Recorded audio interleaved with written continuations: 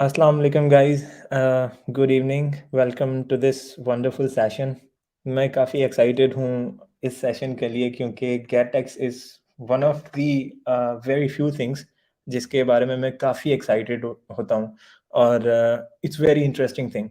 GetX के बाद आपका Flutter को देखने का नज़रिया change हो जाएगा probably and I would recommend, highly recommend कि आप end तक हमारे साथ रहें. मैं चाहता हूँ कि ये इंटरैक्टिव सेशन हो। काफ़ी सारे ऐसे स्टूडेंट्स हैं जो कि कहते हैं कि हम रिकॉर्डिंग देख लेंगे, तो वो इंटरैक्टिवनेस नहीं रहती फिर।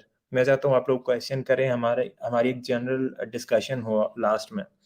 सो लास्ट में क्लोजिंग भी करेंगे, मैं आपको पूरा पाथवे बताऊँगा कि how you can continue your learning journey with Flutter. So without further do let's get started. और आज हम ये जो रॉकेट आपको दिख रहा है जीडीएससी का, इस पे हम स्पेस में जाएंगे, वहाँ पे चल के हम सीखेंगे एपीआई इंटीग्रेशन एंड कंटेंट्स के बारे में। यहाँ पे जब मैं आपको बताऊँ, we will be talking about programming asynchronous and synchronous programming, exception handling in Dart, making HTTP request using DO and Dart futures के बारे में बात करेंगे in easy terms, बिल्कुल easy terms में मैं आपको बताऊंगा JSON parsing and dynamic data type। और उसके अलावा we will see a weather app as well, उसका कोड देखेंगे, एक्सप्लोर करेंगे उसको। Finally we will take a look at various bonus resources. Okay, so सबसे पहले बात करते हैं सिंक्रोनस प्रोग्रामिंग। इस पूरे सेशन को कैरी आउट करने के लिए एक ग्राउंड नॉलेज पहले इस्टेब्लिश करनी होगी ताकि आपको आगे जो कोड आए वो आपको समझ में आ सके easily. So synchronous programming is something basic. अगर आप प्रोग्रामिंग की फील्ड में नए हो तो this is the concept you have to learn, क्योंकि ये आगे चल के आपको पता चलेगा कि कितना यूजफुल कॉन्सेप्ट है। So when we talk about synchronous programming is a programming model where operations take place sequentially।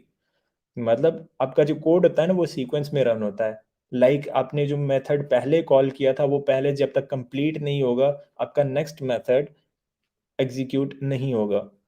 In this model, upcoming code execution will wait for the previous code to run completely। जैसे मैंने आपको अभी बताया कि जो upcoming code की execution है वो वेट करेगी जब तक हमारा प्रीवियस कोड कंप्लीट नहीं हो जाता।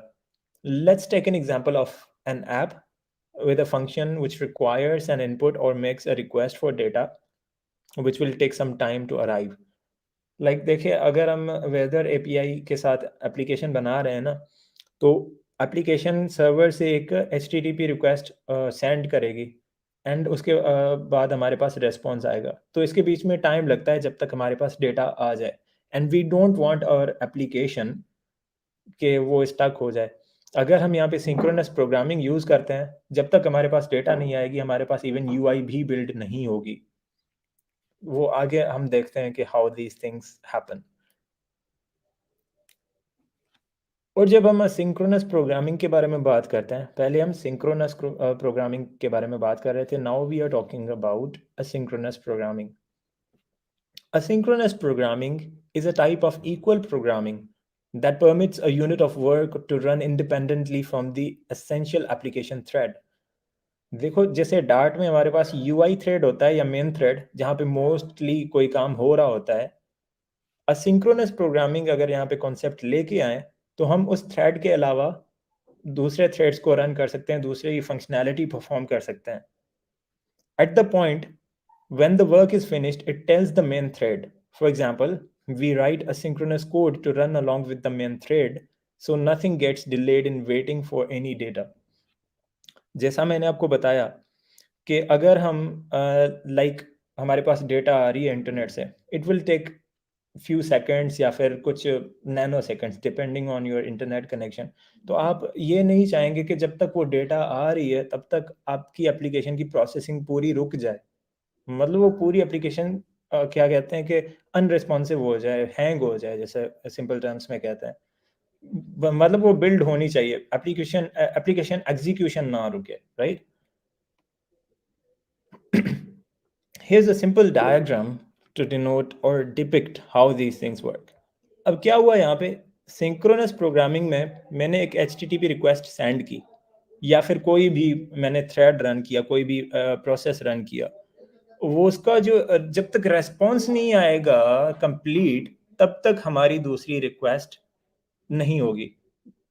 मतलब एक चीज़ पहले कंप्लीट हो गई, एक रिक्वेस्ट हुई, एक प्रोसेस हुआ जिसका रिजल्ट आया, देन हमारी request number 2 will execute, right? Asynchronous में क्या होता है, आपने रिक्वेस्ट 1 कर ली एंड रिक्वेस्ट 2 भी आपने भेज दी।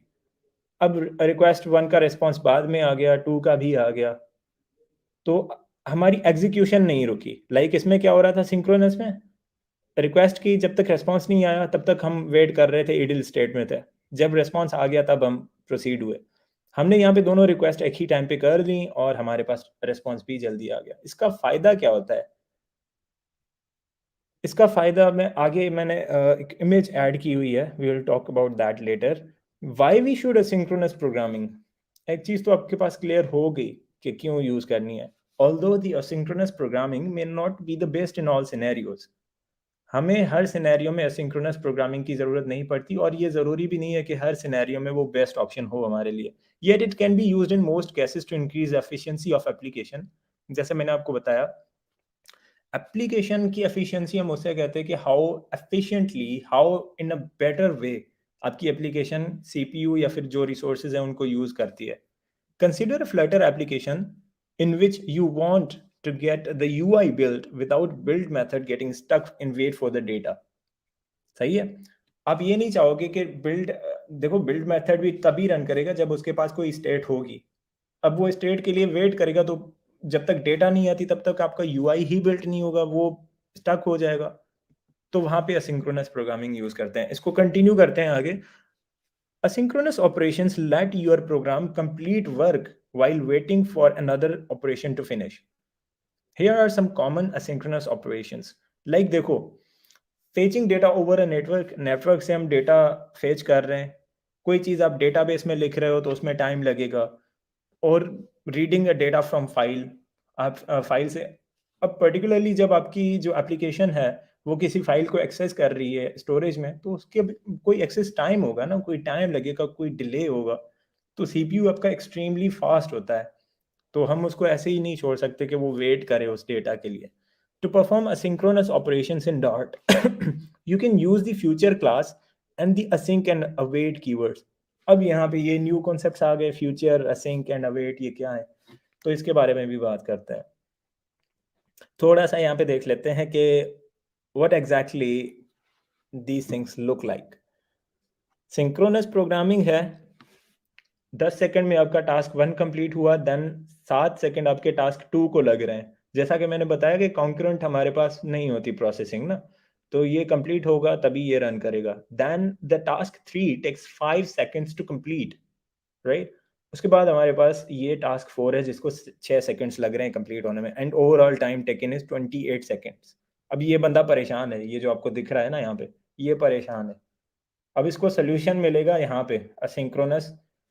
अ, वैसे आपने अगर नोट किया हो तो हम रॉकेट में स्पेस में आ गए थे, अब हमें एलियंस भी दिख रहे हैं प्लैनेट्स के साथ-साथ। Well, jokes apart, asynchronous programming के बारे में बात करें, task 1, task 2, task 3 and task 4, these are running simultaneously. ये एक ही टाइम पे रन हो रहे हैं। इसके 10 सेकंड लगे तो मैक्सिमम हमारा जो एग्ज़ीक्यूशन टाइम है वो है 10 seconds. It means almost 3 times faster जो हमारी असिंक्रोनस प्रोग्रामिंग है, वो यहाँ पे असिंक्रोनस जो अप्रोच है वो 3 टाइम्स फास्टर है। Now what is a dart future? Dart future, अब यहाँ पे आपको ये बादल दिख रहा है, दीज़ क्लाउड्स। देखो जब बादल आते हैं ना, हमें पता नहीं होता कि आइदर रेनिंग होगी या नहीं होगी, राइट? या फिर कब होगी। डार्ट फ्यूचर्स वही हैं। थोड़ा एनालॉजिकल टर्म्स को समझते हैं। डार्ट फ्यूचर आपका बादल है। आपको पता नहीं होता कि हमें इसका क्या रिटर्न मिलेगा। आइदर हमारे पास वो पत्थर तो नहीं बरसेंगे, पानी बरसेगा या नहीं बरसेगा। So this is the kind of thing. A future represents the result of an asynchronous operation and can have two states, uncompleted or completed. थोड़ा सा पीछे चलते हैं। Here, अब देखो, आपने रिक्वेस्ट 1 की, ठीक है? अब ये बन गया फ्यूचर, इसका जो रिस्पॉन्स है ना, वो फ्यूचर बन गया, लाइक बादल की तरह। कुछ नहीं पता कि क्या रिस्पॉन्स आएगा, ठीक है? एरर आएगा, रिस्पॉन्स आएगा, या फिर रिस्पॉन्स में भी क्या आएगा? ये जब तक ये एग्ज़ीक्यूशन टाइम आपका चल रहा है यहाँ तक, जब आपकी डेटा नहीं आ जाती, वो आपका फ्यूचर ही रहेगा। और जब तक यहाँ तक आ जाती है हमारी प्रोसेसिंग टाइमलाइन, तब तक ये फ्यूचर इनकम्प्लीटेड है। जब उसमें डेटा आ जाती है, तभी वो कंप्लीटेड कहलाता है। आई होप कि ये चीज़ें आपको समझ आ रही हैं प्रॉपर्ली। काफ़ी पीछे चले गए थे वैसे। ओके। हमने क्या कहा कि फ्यूचर को 2 स्टेट्स होती हैं, अनकम्प्लीटेड और कंप्लीटेड। ठीक है? जब तक उसमें डेटा नहीं आई होती, तब तक वो अनकम्प्लीटेड होता है, और जब उसमें डेटा आ जाती है या फिर एरर आ जाता है, that is called completed. When you call an asynchronous function, it returns an uncompleted future. वो हम देखेंगे कि किस तरह हो रहा है। जब आप asynchronous function को रन कर रहे हो, तो वो डायरेक्टली वैल्यू रिटर्न नहीं करेगा ट्रेडिशनली जैसे हम रिटर्न करते हैं इंटीजर या फिर कुछ। मैं आपको एग्जांपल दे देता हूँ। इस कोड को यहाँ पे रख रख रहे हैं। Let me comment out this. अच्छा, यहाँ पे जो है ना, आपका कोई मेथड है लाइक गेट डेटा के नाम से, और ये है असिंक। वैसे आपको ये अभी इनका पता नहीं होगा इन चीज़ों का, लेकिन मैं आपको बता देता हूँ कि this thing is returning future. Future भी किस टाइप का, लाइक मैं कहता हूँ इंटीजर टाइप का फ्यूचर, सॉरी INT। ठीक है, ये हमारे पास आ गया method gate data. Gate data कोई कीवर्ड तो नहीं है? नो। ओके, असिंक है, और इसमें क्या करेंगे, हमारे पास फॉर एग्जांपल गेट डेटा। अब ये जो स्क्विगली लाइन आ रही है ना, इसको छोड़ दो। ये बोल रहा है कि इसकी कोई रेफरेंस नहीं है, मतलब कहीं पे यूज़ नहीं हो रहा, तो इसको छोड़ दो। बाकी ये कोड पायलट की वजह से सजेस्ट हो रहा है इतना, इसको भी आप इग्नोर ही कर दो। अब सपोज करो कि ये जो असिंक है ना, असिंक असिंक्रोनस मेथड है जिसको हमने कॉल किया यहाँ पे कहीं पे भी, तो वो रिटर्न इंटीजर नहीं करेगा। लाइक हमारे पास जो ट्रेडिशनल क्या कहते हैं कि मेथड्स होते हैं, वो ऐसे रिटर्न करते हैं इंटीजर या स्ट्रिंग, लेकिन ये रिटर्न करेगा फ्यूचर। और फ्यूचर में हम एक्सपेक्ट क्या कर रहे हैं कि इंटीजर आएगा। ठीक है? तो डायरेक्टली हम इसमें कोई वैल्यू रिटर्न नहीं कर सकते। We will return instance of future, like ऐसी डेटा जो आपको थोड़ी देर बाद मिलने वाली है, जिसके लिए आप वेट कर रहे हो, we will be using futures. Okay, that future is that future is waiting for functions asynchronous operation to finish or to throw an error। जो वहां पे मैं फंक्शन की बॉडी लिखता ना, वो मैं आपको आगे चल के दिखाऊंगा। मैंने वो मेथड्स हमारे पास लिखे हुए हैं, तो आपको क्लियर आइडिया हो जाएगा। if asynchronous operation succeeds, the future completes with a value। जब हमारा असिंक्रोनस मेथड कंप्लीट होता है, तो फ्यूचर वैल्यू होता है। लाइक फ्यूचर जो होता है वो वैल्यू के साथ कंप्लीट होता है, जैसे हमने वहां पे एक्सपेक्ट किया था कि हमें इंटीजर वैल्यू मिलेगा। ठीक है? Otherwise it completes with an error. Perfect. Now about async and await. आपको पता होगा मैंने वहां पे असिंक कीवर्ड यूज किया था। मैंने उसको कंटिन्यू इस वजह से नहीं किया बिकॉज मुझे पता था ये स्लाइड आने वाली है। इसको क्लियर करके फिर इन चीज़ों पे डिस्कस करते हैं। परेशान होने की ज़रूरत नहीं है। बस आप इस बंदे की तरह इस चीज़ को देखें, कंटेंट को, कि लिखा लिखा क्या हुआ है, right? Okay, about async and await. The async and await keywords provide a declarative way to define asynchronous functions and use their results. Flutter में अच्छा, मेरे स्टेट मैनेजमेंट वाले सेशन में मैंने आपको बताया था कि व्हाट इज अ डेक्लरेटिव और इंपरेटिव अप्रोच। अब असिंक और अवेट आप इस तरह यूज करते हो कि आपके पास फ्यूचर में कोई डेटा आई, तो वो ऑटोमेटिकली वो वैल्यूज जो है ना, वो फ्लटर उसको डिटेक्ट करके रीबिल्ड करेगा। आपको एक्सप्लिसिटली सेट करने की ज़रूरत नहीं पड़ेगी। अगर आपने मैं रिकमेंड करूँगा, अगर आपने वो नहीं देखा मेरा सेशन, तो प्लीज़ आप देख लो, फिर ही आपको ये टर्मिनोलॉजी समझ आएगी डिक्लेरेटिव वे वाली। Remember these two basic guidelines when using async and await. To define an async function, add async before the function body. वो मैंने आपको जब दिखाया था, हम parentheses के बाद curly braces स्टार्ट होने से पहले वहां पे हम async कीवर्ड लिख रहे थे. The await keyword works only in async functions. देखो, await एक मैं नॉर्मली एक मेथड बनाता हूँ यहाँ पे, लाइक क्या कहते हैं, void example. ठीक है, अब मैं यहाँ पे इसमें अवेट कीवर्ड यूज करूँ, अवेट फॉर सम वैल्यू, हाँ मैंने future dot delayed method use किया कि 3 सेकंड के बाद मुझे ना ये प्रिंट करके दो। अब अवेट कर रहा हूँ इसके लिए। The await expression can only B used in an async function. ये सिर्फ असिंक फंक्शन में ही यूज होगा, क्योंकि यार देखो, जब आप कंसेक्यूटिवली इन चीज़ों को एग्जीक्यूट कर रहे हो ना, there is no need to use await. वो तो जब कंप्लीट होगा तभी वो कोड एग्जीक्यूशन आगे बढ़ेगी। यहाँ पे अगर आपने असिंक लिखा, तो यहाँ आप बता रहे हो कंपाइलर को कि भाई अगर ये तुम साइड में इस मेथड को रन कर रहे हो इंस्टेड ऑफ वेटिंग, तो इस वैल्यू के लिए जरूर वैल्यू वेट करना, जब तक ये आ जाए तो फिर ही हमें ये वैल्यू प्रोवाइड करना। ठीक है, ओके, इसको थोड़ा और एक्सप्लोर करेंगे आगे चल के। फॉर नाउ इतना ही। ओके, देन एक्सेप्शन हैंडलिंग काफ़ियों को पता होगा, लेकिन जो कि न्यू है प्रोग्रामिंग फील्ड में, उनके लिए मैं ये चीज़ समझा देता हूँ, क्लियर कर देता हूँ। An exception is an error that takes place inside the program. When an exception occurs inside a program, the normal flow of the program is disrupted and terminates abnormally, displaying the error and exception. It takes as output. So, an exception must be taken care of to prevent the application from termination. देखो, कभी-कभी क्या होता है, हमारे यहाँ कुछ ऐसी applications होती हैं जो कि पुअरली बिल्ट होती हैं। हमें वहाँ पे नंबर इंसर्ट करना होता है, हम वहाँ पे ना स्ट्रिंग डाल देते हैं। लाइक वहाँ पे मुझे अपनी एज डालनी है, 18 लिखना है, मैंने वहाँ पे राशिद लिख दिया। तो क्या होता है, अगर वहाँ पे हमने एक्सेप्शन जनरेट हो गई, फॉर्मेट एक्सेप्शन, कि भाई ये तो फॉर्मेट करेक्ट ही नहीं है जो इनपुट इसने दिया है। अगर वहाँ पे उस एक्सेप्शन को हैंडल नहीं किया, तो एप्लीकेशन वहीं पे ही टर्मिनेट हो जाएगी।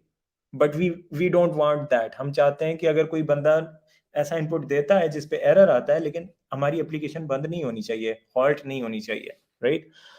बिल्ट इन एक्सेप्शंस जो आती हैं हमारे पास डार्ट में, वो है deferred load exception, format exception जिसकी मैंने बात की, integer division by zero exception, integer को जब भी हम जीरो से डिवाइड करते हैं तो हमारे पास एक्सेप्शन आती है, आईओ एक्सेप्शन आती है, input output, isolate spawn, time out, अगर कोई रिक्वेस्ट कर रहे हो उसका टाइम आउट आ जाता है। तो अच्छा, ये देखो, टाइम आउट यहाँ पे स्टैंड आउट क्यों कर रहा है, मैं फोकस क्यों कर रहा हूँ इस चीज़ पे? क्योंकि जब हम एचटीटीपी रिक्वेस्ट करेंगे ना सर्वर को, अगर पर्टिकुलर टाइम में हमारे पास रिस्पॉन्स नहीं आएगा, तो हमारे पास टाइम आउट एरर आ जाएगा, एक्सेप्शन आ जाएगी टाइम आउट। तो उसको कैसे हैंडल करें? This brings the concept of try, on and catch. The try block embeds code that might possibly result in an exception. The on block is used when exception type needs to be satisfied. The catch block is used when the handler needs the exception object. Let's see some code. अच्छा, ये मैं आपको थोड़ा बता देता हूँ कि अगर जो ट्राई ब्लॉक है ना, ये मैंने पहले कोड किया हुआ है। ट्राई ब्लॉक में ऐसा कोड लिखते हैं जो कि प्रॉबेबली हमारा एरर जनरेट करेगा। लाइक देखो, हमारे पास एक एक्सेप्शन थी, इंटीजर डिवीजन बाय जीरो। ठीक है, मैं यहाँ पे लिखता हूँ इंटीजर ए, इसकी वैल्यू देता हूँ 2 एंड इंटीजर बी जिसकी वैल्यू 0। अब मैं क्या करूँगा, ट्राई ब्लॉक में, अच्छा आप जो है ना, ट्राई अकेला ब्लॉक नहीं लिख सकते, ऑन या फिर कैच आपको साथ में लिखना पड़ेगा। अब देखो, आप ट्राई नहीं लिख सकते, ट्राई तो करोगे, कैच कहाँ पे करोगे? ट्राई में से अगर आपको एक्सेप्शन आ जाती है तो। अब मैं प्रिंट करता हूँ, या फिर न्यू वैल्यू बना देते हैं, integer c is equal to a divided by b। Wait a minute, क्योंकि इसका हमें डबल आउटपुट मिलेगा। अब यहाँ पे इसको जब मैं कोड को रन करूँगा, क्योंकि यहाँ इसने एक्सेप्शन थ्रो की, मैंने उसको कैच नहीं किया। ऑन को फ़िलहाल हटा देते हैं, ट्राई और कैच को समझते हैं पहले। मैसेज हम इसको दे देते हैं। लाइक हमने इसको रन किया, हमारे पास ये एक्सेप्शन आएगी 0 से डिवीज़न वाली। अब मैं चाहता हूँ कि पर्टिकुलर मुझे आइडिया हो रहा है कि यार यहाँ पे मैंने इसको 0 से लाइक देखो, आप यूज़र से 2 वैल्यूज़ एज़ इनपुट ले रहे हो, ए एंड बी। अब वो क्या कर रहा है, आपको आइडिया है कि भाई यूज़र यहाँ पे 0 वैल्यू दे सकता है और ये जो कैलकुलेशन है ना, वो ए डिवाइडेड बाय बी हो सकती है, ठीक है? तो हम क्या करेंगे, ऑन क्या था, integer division bye 0 exception, although ये है डेप्रिकेटेड हो चुका है, लेकिन फिर भी चेक कर लेते हैं। अब यहाँ पे मैं प्रिंट करूँगा बाय डिवीजन विद, डिवीजन की स्पेलिंग गलत है, खैर। अब इसको जब मैं रन करूँगा, जस्ट अ मिनट, ये डबल हो गया ना यहाँ पे, खैर।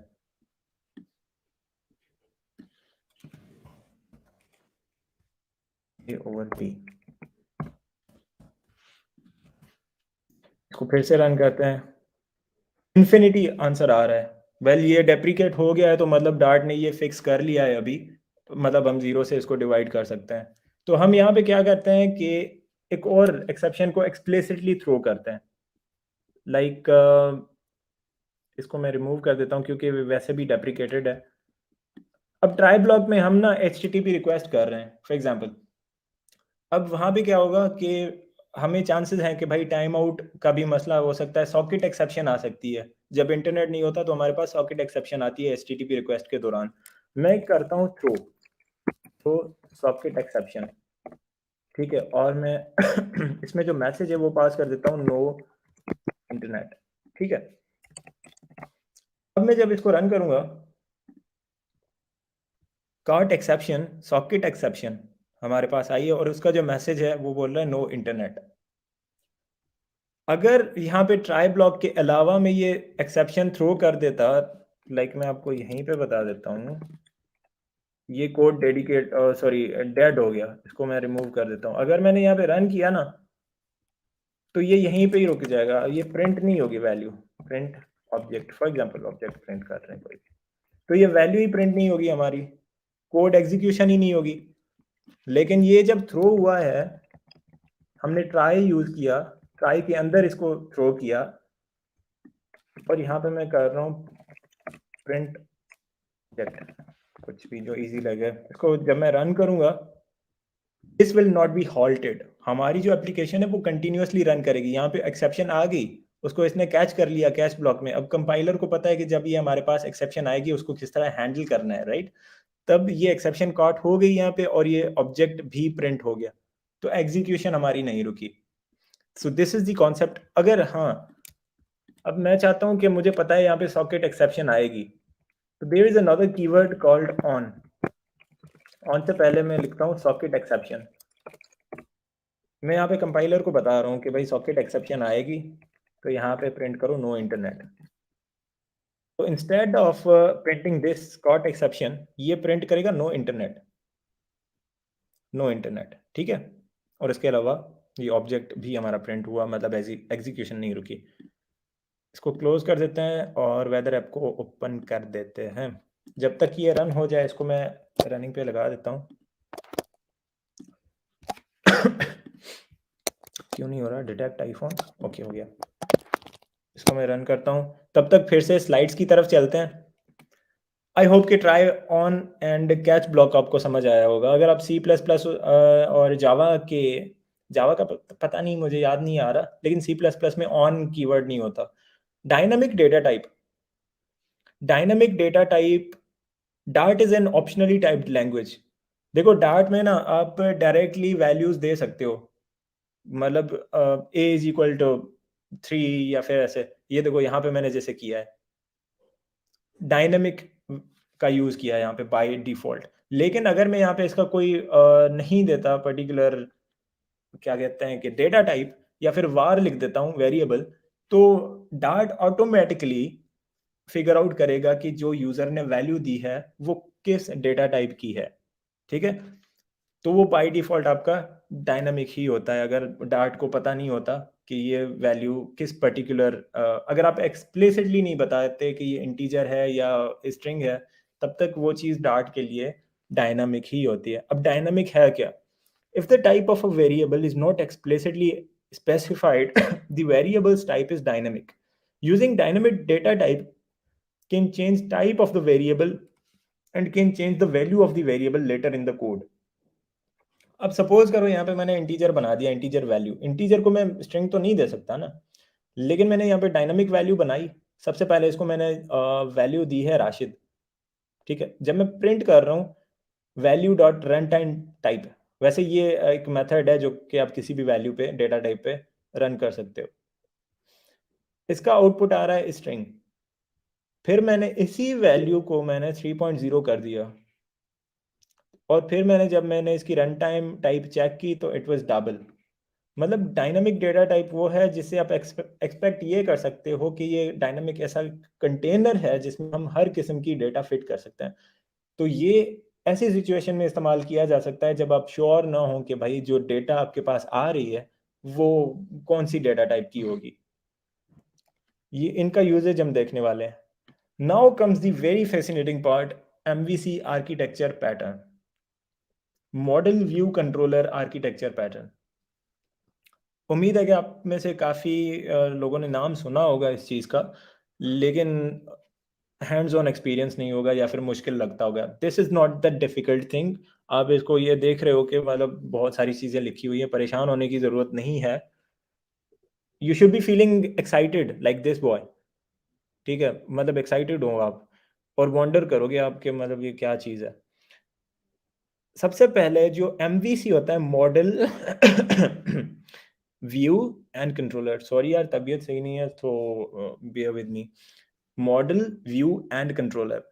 अब क्या होता है, हमारे पास व्यू होता है यानी यूआई, जो कि हमारी वेदर एप्लीकेशन, लाइक अब यहाँ पे आगे ना ये यूआई है पूरा, दिस इज कॉल्ड व्यू। और हमारे पास है डेटा लॉजिक, मॉडल्स हमारे पास जिनमें डेटा स्टोर्ड है। अब व्यू किस तरह से कांटेक्ट करेगा डेटा के साथ? There comes the concept of controller. Controller is a brain, like देखो कंट्रोलर ही होता है, it controls and decides how the data is displayed. View में तो हमें ये पता चलता है कि करंट स्टेट क्या है, यानी करंट यूआई क्या है, राइट। और जो कंट्रोलर होता है ना वो ही उस यूआई को मैनेज कर रहा होता है। लाइक ये जो भी आप चीजें देख रहे हो ना, ये स्टेट्स है ना, ये वैल्यूज जो भी, तो ये हमारे पास जो है कंट्रोलर ही डिस्प्ले करवा रहा है यहाँ पे। सॉरी अगर बैकग्राउंड में नॉइसेस आ रही हैं, because I am in hostel, तो दीज थिंग्स आर एक्सपेक्टेड। ठीक है, तो जो हमारे पास ये डेटा आ रही है, ये आ रही है मॉडल से, और ये कंट्रोलर की हेल्प से यहाँ पे डिस्प्ले हो रही है। By the way I have used Lottie animation, ये एनिमेटेड है जो क्लाउड्स चल रहे हैं यहाँ पे। तो आई होप कि ये आपको चीज़ें समझ आ गई हैं थोड़ी बहुत। गेट एक्स काफ़ी हाइप्ड थिंग, जिसके बारे में हम बात कर रहे थे, ग्रुप में भी काफ़ी डिस्कशन चल रहा था गेटएक्स के बारे में। स्पेशली वासिब अगर यहाँ पे हैं तो वो काफ़ी दफ़ा जिक्र किया है उन्होंने गेटएक्स का। तो मैंने कहा चलो यार इस चीज़ को इनकॉर्पोरेट कर देते हैं इस लेक्चर में, because this is the very fascinating thing, आपकी ज़िंदगी बदल देगी फ्लटर में। तो जो गेटएक्स है ये एक स्टेट मैनेजर है। इसे सिंपली हम एक छोटा फ्रेमवर्क कह सकते हैं। और ये स्टेट मैनेजर भी है, नेविगेशन मैनेजर, डिपेंडेंसीज मैनेजर, ये सारी चीज़ें हम देखेंगे आगे चल के। Fast, stable, extra light and powerful Flutter framework. जब हम आगे चलेंगे, वाई गेटएक्स? गेटएक्स क्यों? हमारे पास दूसरे भी दो स्टेट मैनेजमेंट सॉल्यूशंस हैं, but GetX is more than a state management solution. सबसे पहले रिड्यूस्ड बॉयलर प्लेट कोड। ठीक है, इसका एग्जांपल यहाँ पे दे देता हूँ। जब आप मेन ये फाइल ओपन करोगे ना, यहाँ पे ये इतना सामने कोड लिखा है मटेरियल ऐप का, बस। वो भी अगर हमारे पास गेट पेज ना होता ना, सिर्फ ये 2 लाइंस का गेट मटेरियल पेज का यूआई था। सॉरी कोड था। तो पहली पॉइंट, ज़्यादा हमें कोड लिखने की ज़रूरत नहीं पड़ती, फास्ट है, टेक्स वेरी लेस स्पेस, क्योंकि कोड कम कर रहे हैं तो स्पेस भी कम ही यूज़ करेगा। स्टेट मैनेजमेंट इसमें हम कर सकते हैं, वो मैं आपको दिखाऊंगा किस तरह हो रही है। Route management and validation and support, storage support आप यूज़ कर सकते हो। इसमें फॉर्म वैलिडेशंस वगैरह, कोई भी डेटा अगर आप वैलिडेट करना चाहते हो तो उसके लिए एक्सटर्नल दूसरे पैकेज की ज़रूरत ही नहीं पड़ेगी, वो गेटएक्स में आपका हो जाएगा। Intro to dio package. अच्छा, यहाँ पे अगर आपको थोड़ी बहुत इन्फॉर्मेशन है तो आपका ये क्वेश्चन हो सकता है कि यहाँ पे हमने HTTP पैकेज क्यों यूज़ नहीं किया, तो उसके बारे में भी बात करेंगे। DO is a powerful HTTP client for Dart which supports interceptors, global configuration, form data, request cancellation, file downloading and timeout, etc. अच्छा, एक मिनट, इसमें मैंने वो कंपैरिजन स्लाइड नहीं डाली। खैर, देखो, डीओ, अगर आप H T T P package use कर रहे हो फ्लटर में for making H T T P request और रिसीविंग डेटा फ्रॉम सर्वर्स, तो उसमें ना आपके पास रिक्वेस्ट कैंसिलेशन की सपोर्ट नहीं होती। एक दफ़ा आपने रिक्वेस्ट कर दी तो वो आपने कर ही दी। तो इस तरह की कुछ एक्स्ट्रा चीज़ें हैं जो कि डीओ सपोर्ट करता है। मुझे याद नहीं आ रहा, या तो एक्सीडेंटली डिलीट हो गई। मैंने यहाँ पे कंपैरिजन स्लाइड डाली थी डीओ और एच टी टी पी की। आगे देख लेते हैं थोड़ा। नहीं, नहीं, नहीं। ओके। अब इस पुराने रॉकेट में चलते हैं। ओपन वेदर मैप एपीआई के बारे में थोड़ा बात करते हैं, जिसके थ्रू हमारे पास डेटा आ रही है। ठीक है, ये जो पूरी वेदर डेटा आ रही है हमारे शहर के हिसाब से, वो ओपन वेदर डेटा से आ रही है। तो थोड़ा चलते हैं इनकी वेबसाइट पे, openweathermap.org। ओके, तो अब इनके कुछ प्लान्स होते हैं। जब आप यहाँ पे एपीआई पे क्लिक करते हो तो ये सारे इनके प्लान्स हैं जो कि आप अवेल कर सकते हो, and these are free. Basically ये सारे फ्री हैं, इनके पेड वर्जन्स भी हैं। करंट वेदर डेटा, और यहाँ पे इसकी कुछ स्पेसिफिकेशंस लिखी हैं कि आपको क्या क्या मिल रहा है। When I go to API doc, तो यहाँ पे हेल्प में बता रहा है कि हमें किस तरह रिक्वेस्ट करनी है, एपीआई कॉल किस तरह करनी है। फॉर नाउ हम यहाँ पे सब्सक्राइब पे जब क्लिक करेंगे, फ्री में यहाँ पे आप क्लिक करेंगे गेट एपीआई की। मैंने ऑलरेडी क्लिक किया हुआ है, तो यहाँ पे माई एपीआई कीज़ में मुझे ये फ्री वाली मिलेगी। क्या हो गया? ओह,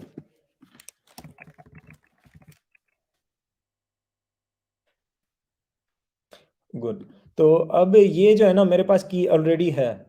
ये आप जाके अपने हिसाब से जनरेट करोगे, क्योंकि मैं ये डिलीट कर दूंगा और मेरे कोड में अभी ये यूज़ हो रही है की। ठीक है, इसकी कुछ लिमिटेशंस होती हैं, तो मैं नहीं चाहता कि मेरे अकाउंट से सारे लोग जो है ना वो इसको एक्सेस करें। तो इसको मैं डिलीट कर दूंगा थोड़ी देर बाद, लेकिन ये मैं अभी यूज़ कर रहा हूँ अपने प्रोजेक्ट में, तो ये काफ़ी नेसेसरी है। इसके अलावा आप डेटा कलेक्ट नहीं कर सकते। अब इसमें अगर आप एपीआई में जाओगे, एपीआई डॉक में जाओगे, documentation is always your friend. ठीक है, एपीआई कॉल, अगर आप चाहते हो कि ये हमें डीओ को ये लिंक देनी है पूरी, ठीक है, तो उस हिसाब से हमारे पास डेटा आएगी। सिटी का नेम देना है और एपीआई की ज़रूरी देनी है। ठीक है, तो we are done with this. और एक मिनट, स्लाइड्स कहाँ गई? This one. तो ये थोड़ा सा उनकी वेबसाइट का टूर था जो कि मैंने आपको बताया। अब आपको आगे चल के खुद ही एक्सप्लोर करना है, मैं हर एक चीज़ पढ़ के नहीं बता सकता था वहाँ पे। और अब let's get started with some code. Code के बाद मैं वापस आऊँगा। I have some useful resources for you people. तो थोड़ा सा कोड की तरफ चलते हैं। अगर आपने स्लाइड्स को अच्छी तरह समझा है ना, तो आपको ये कोड भी समझ आ जाएगा। ठीक है। सबसे पहले स्ट्रक्चर के बारे में बात करते हैं, प्रोजेक्ट स्ट्रक्चर के बारे में। At first we have library folder, उसमें एपीआई फोल्डर है जहाँ पे हमारी जो है डेटा, बेसिकली ये जो है ना, ये एक हेल्पर मेथड है जो कि डेटा गेट करने में मदद करता है। कॉन्स्टेंट्स में अब मैंने क्या रखा है, मैंने रखी है इमेजेस। ये इमेजेस के पाथ्स हैं जो कि मैंने यहाँ पे रखे हैं। And this is the big better and और the best practice that you can follow. ये आप बेस्ट प्रैक्टिस है जो कि आप फॉलो कर सकते हो to avoid errors regarding images, क्योंकि कभी पाथ इधर उधर हो जाता है। तो कांस्टेंट वैल्यूज़ यहाँ पे, और दूसरा हमारे पास है मॉडल। मॉडल का मैंने आपको बता दिया था मेरे स्टेट मैनेजमेंट वाले सेशन में, लेकिन फिर भी यहाँ पे इसको देख लेते हैं कि क्लाउड्स का मॉडल क्या है। बेसिकली क्लाउड में कौन कौन सी डेटा आएगी, एंड इसमें फैक्ट्री मेथड यूज़ किया गया है, इसके बारे में भी बात करते हैं। बेसिकली दूसरी जो हमारे पास इसकी डायरेक्टरी है दैट इज़ पेजेस। ठीक है, पेजेस में हमारे पास सारी स्क्रीन्स होती हैं। First of all home screen, pages में और कोई स्क्रीन नहीं है, हमारे पास सिर्फ होम है। So we will be exploring that. उसकी भी 3 फाइल्स हैं, लेकिन इसको एग्जीक्यूशन वाइज देखते हैं कि हाउ दिस प्रोग्राम और this application is executed step by step. ये थोड़ा मैं आपको बता रहा था कि what exactly is the structure. ठीक है, और उसके बाद जो है मेन मेथड में आते हैं, जहाँ से हमारी एप्लीकेशन की एग्जीक्यूशन स्टार्ट होती है। सो ये मेन मेथड में, क्योंकि आपको पता है कि हमारे पास जो भी डाट प्रोग्राम होता है, एप्लीकेशन होती है दैट रन्स, जिस और या फिर उसकी जो एंट्री पॉइंट होती है that is main method. Run app, और उसमें हमने वेदर ऐप को रन किया है, एज आर्ग्यूमेंट दिया है, तो वो रन होगा। देन वेदर ऐप जो है वो स्टेटलेस विजेट है। अब देखो यहाँ पे, क्योंकि हमने, मैं कोड को बड़ा कर देता हूँ for the better visibility. Normally आपने एक डिफरेंस देखा होगा कि यहाँ पे हम यूज करते हैं मटेरियल ऐप, राइट? बट हमने यहाँ पे गेट मटेरियल ऐप यूज किया है, thanks to this get package यानी गेट एक्स। ठीक है, गेट एक्स की मदद से हमें ये गेट मटेरियल ऐप मिल रहा है। ये क्यों यूज कर रहे हैं? ये मटेरियल ऐप से कंपैरेटिवली काफी सिंपल है, इस वजह से। अब देखो, वैसे अगर हम नॉर्मल मटेरियल ऐप लिखते हैं ना, यहाँ पे तो काफी ज्यादा कोड होता है इसका, लेकिन यहाँ पे इसका कम कोड है। This line is for hiding that banner, जो कि यहाँ पे आता है अपर राइट कॉर्नर में, डीबग वाला। And initial route, again this is the best practice to use. आपका जो भी इनिशियल राउट है, either if you are a web developer या फिर मोबाइल एप्लीकेशन डेवलपर, आपकी जो फर्स्ट स्क्रीन शो हो रही है, जैसे ही आपकी एप्लीकेशन या फिर वेबसाइट को कोई एक्सेस कर रहा है, तो उसका जो नेम होना चाहिए that will be forward slash means home, right? अब यहाँ पे गेट पैकेजेस, देखो यहाँ पे अगर मैं इसको होम आर्ग्यूमेंट दूं ना, तो यहाँ पे मैं होम स्क्रीन बना सकता हूँ, कर सकता हूँ इसके साथ भी। बट इसका एक और ड्रॉबैक होगा जो कि मैं आपको बाद में बताऊंगा। For now let's go with this particular thing.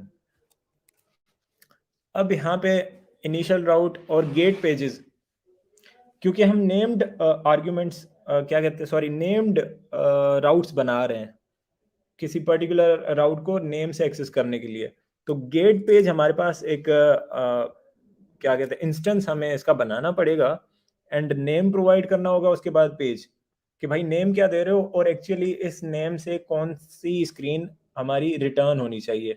तो होम स्क्रीन हम रिटर्न कर रहे हैं, जो कि ये आप देख रहे हो यहाँ पे। But here comes a new thing, binding. What is binding? Binding is particularly not related to GetX. ये आपको दूसरी फ्रेमवर्क्स में भी देखने को मिल सकती है। बाइंडिंग, देखो जब आप प्रोडक्शन लेवल का कोड लिखते हो ना, तो वहाँ पे बाइंडिंग आपको बहुत ज़्यादा, डिपेंडेंसी इंजेक्शन जिसे हम कहते हैं, वो आपको काफ़ी हेल्प करती है कोड को काफ़ी ऑर्गेनाइज्ड रखने में। अब डिपेंडेंसी इंजेक्शन क्या है, वो मैं आपको बता रहा हूँ। जब मैं होम बाइंडिंग को ओपन करूँगा, बाइंड होता क्या है, बाइंड करना मींस दोनों को इंटरएक्टिवली कनेक्ट करना। ठीक है, टाइटली पैक करना कि वो एक दूसरे के साथ सही तरीके से इंटरेक्ट कर सकें। लाइक मैंने आपको बताया हमारे पास होम पेज है, उसके अलावा है home controller. If you remember the slide, this one, मैं थोड़ा पीछे जाता हूँ।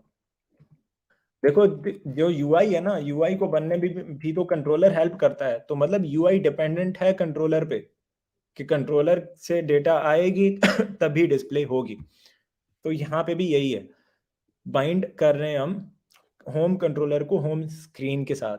This is how GetX binds work. Get dot lazy put, lazy put basically यही है कि आपको मेमोरी में इसका इंस्टेंस लोड करके रखता है। ठीक है, get dot lazy put method है, वो इससे होम कंट्रोलर का एक इंस्टेंस क्रिएट करके उसको मेमोरी में रखेगा, जो कि हेल्प करेगा यूआई को बार बार बिल्ड करने में और या फिर अपडेट करने में। अब इसमें मैंने इनिशियल सिटी पास किया हुआ है कराची, क्योंकि जैसे ही आप एप्लीकेशन ओपन करोगे, लेट मी रीस्टार्ट दिस, तो ये कराची की वेदर आती है, शुरू में नल आ रहा है, क्योंकि एसिंक्रोनस प्रोग्रामिंग है तो फ्यूचर में शुरू में नल ही था। ओके, तो कराची हमने यहाँ पे होम कंट्रोलर में सेंड किया। अब यहाँ पे एग्जीक्यूशन वाइज देखें तो जब होम स्क्रीन पे चलते हैं हम, थोड़ा होम स्क्रीन में काफ़ी बड़ा कोड है, तभी मैं कह रहा था अगर मैं यहाँ पे कोड करने बैठ जाता ना तो this session could have extended to 3 hours. तो देखो यहाँ पे स्केफोल्ड, बॉडी बॉडी में गेट बिल्डर हमने लगाया है। गेट बिल्डर में होम कंट्रोलर का इंस्टेंस यूज कर रहे हैं, क्योंकि कंट्रोलर में हमारा काम पड़ेगा, तो हमने क्या किया, गेट बिल्डर होम कंट्रोलर। क्योंकि जैसे आपको याद है कंज्यूमर विजेट हम बना रहे थे, तो उसमें हम वो पर्टिकुलर दे रहे थे, क्या कहते हैं कि टास्क टास्क प्रोवाइडर दे रहे थे कि भाई इसको लिसन करना है। तो गेट बिल्डर भी होम कंट्रोलर की मदद से ही इस यूआई को बनाएगा, नॉर्मल बिल्डर की तरह, बट उससे थोड़ा डिफरेंट। ओके, इसका जो बिल्डर आर्ग्यूमेंट है वो हमें प्रोवाइड करता है एक फंक्शन के साथ, जो कि हमें कंट्रोलर तक एक्सेस देता है। कंट्रोलर में हमारे पास कुछ ऐसे मेथड्स पड़े हुए हैं जो कि हम कॉल करेंगे for updation of this data, जो हमारे पास स्क्रीन पे विजिबल है। होम स्क्रीन पे चलते हैं।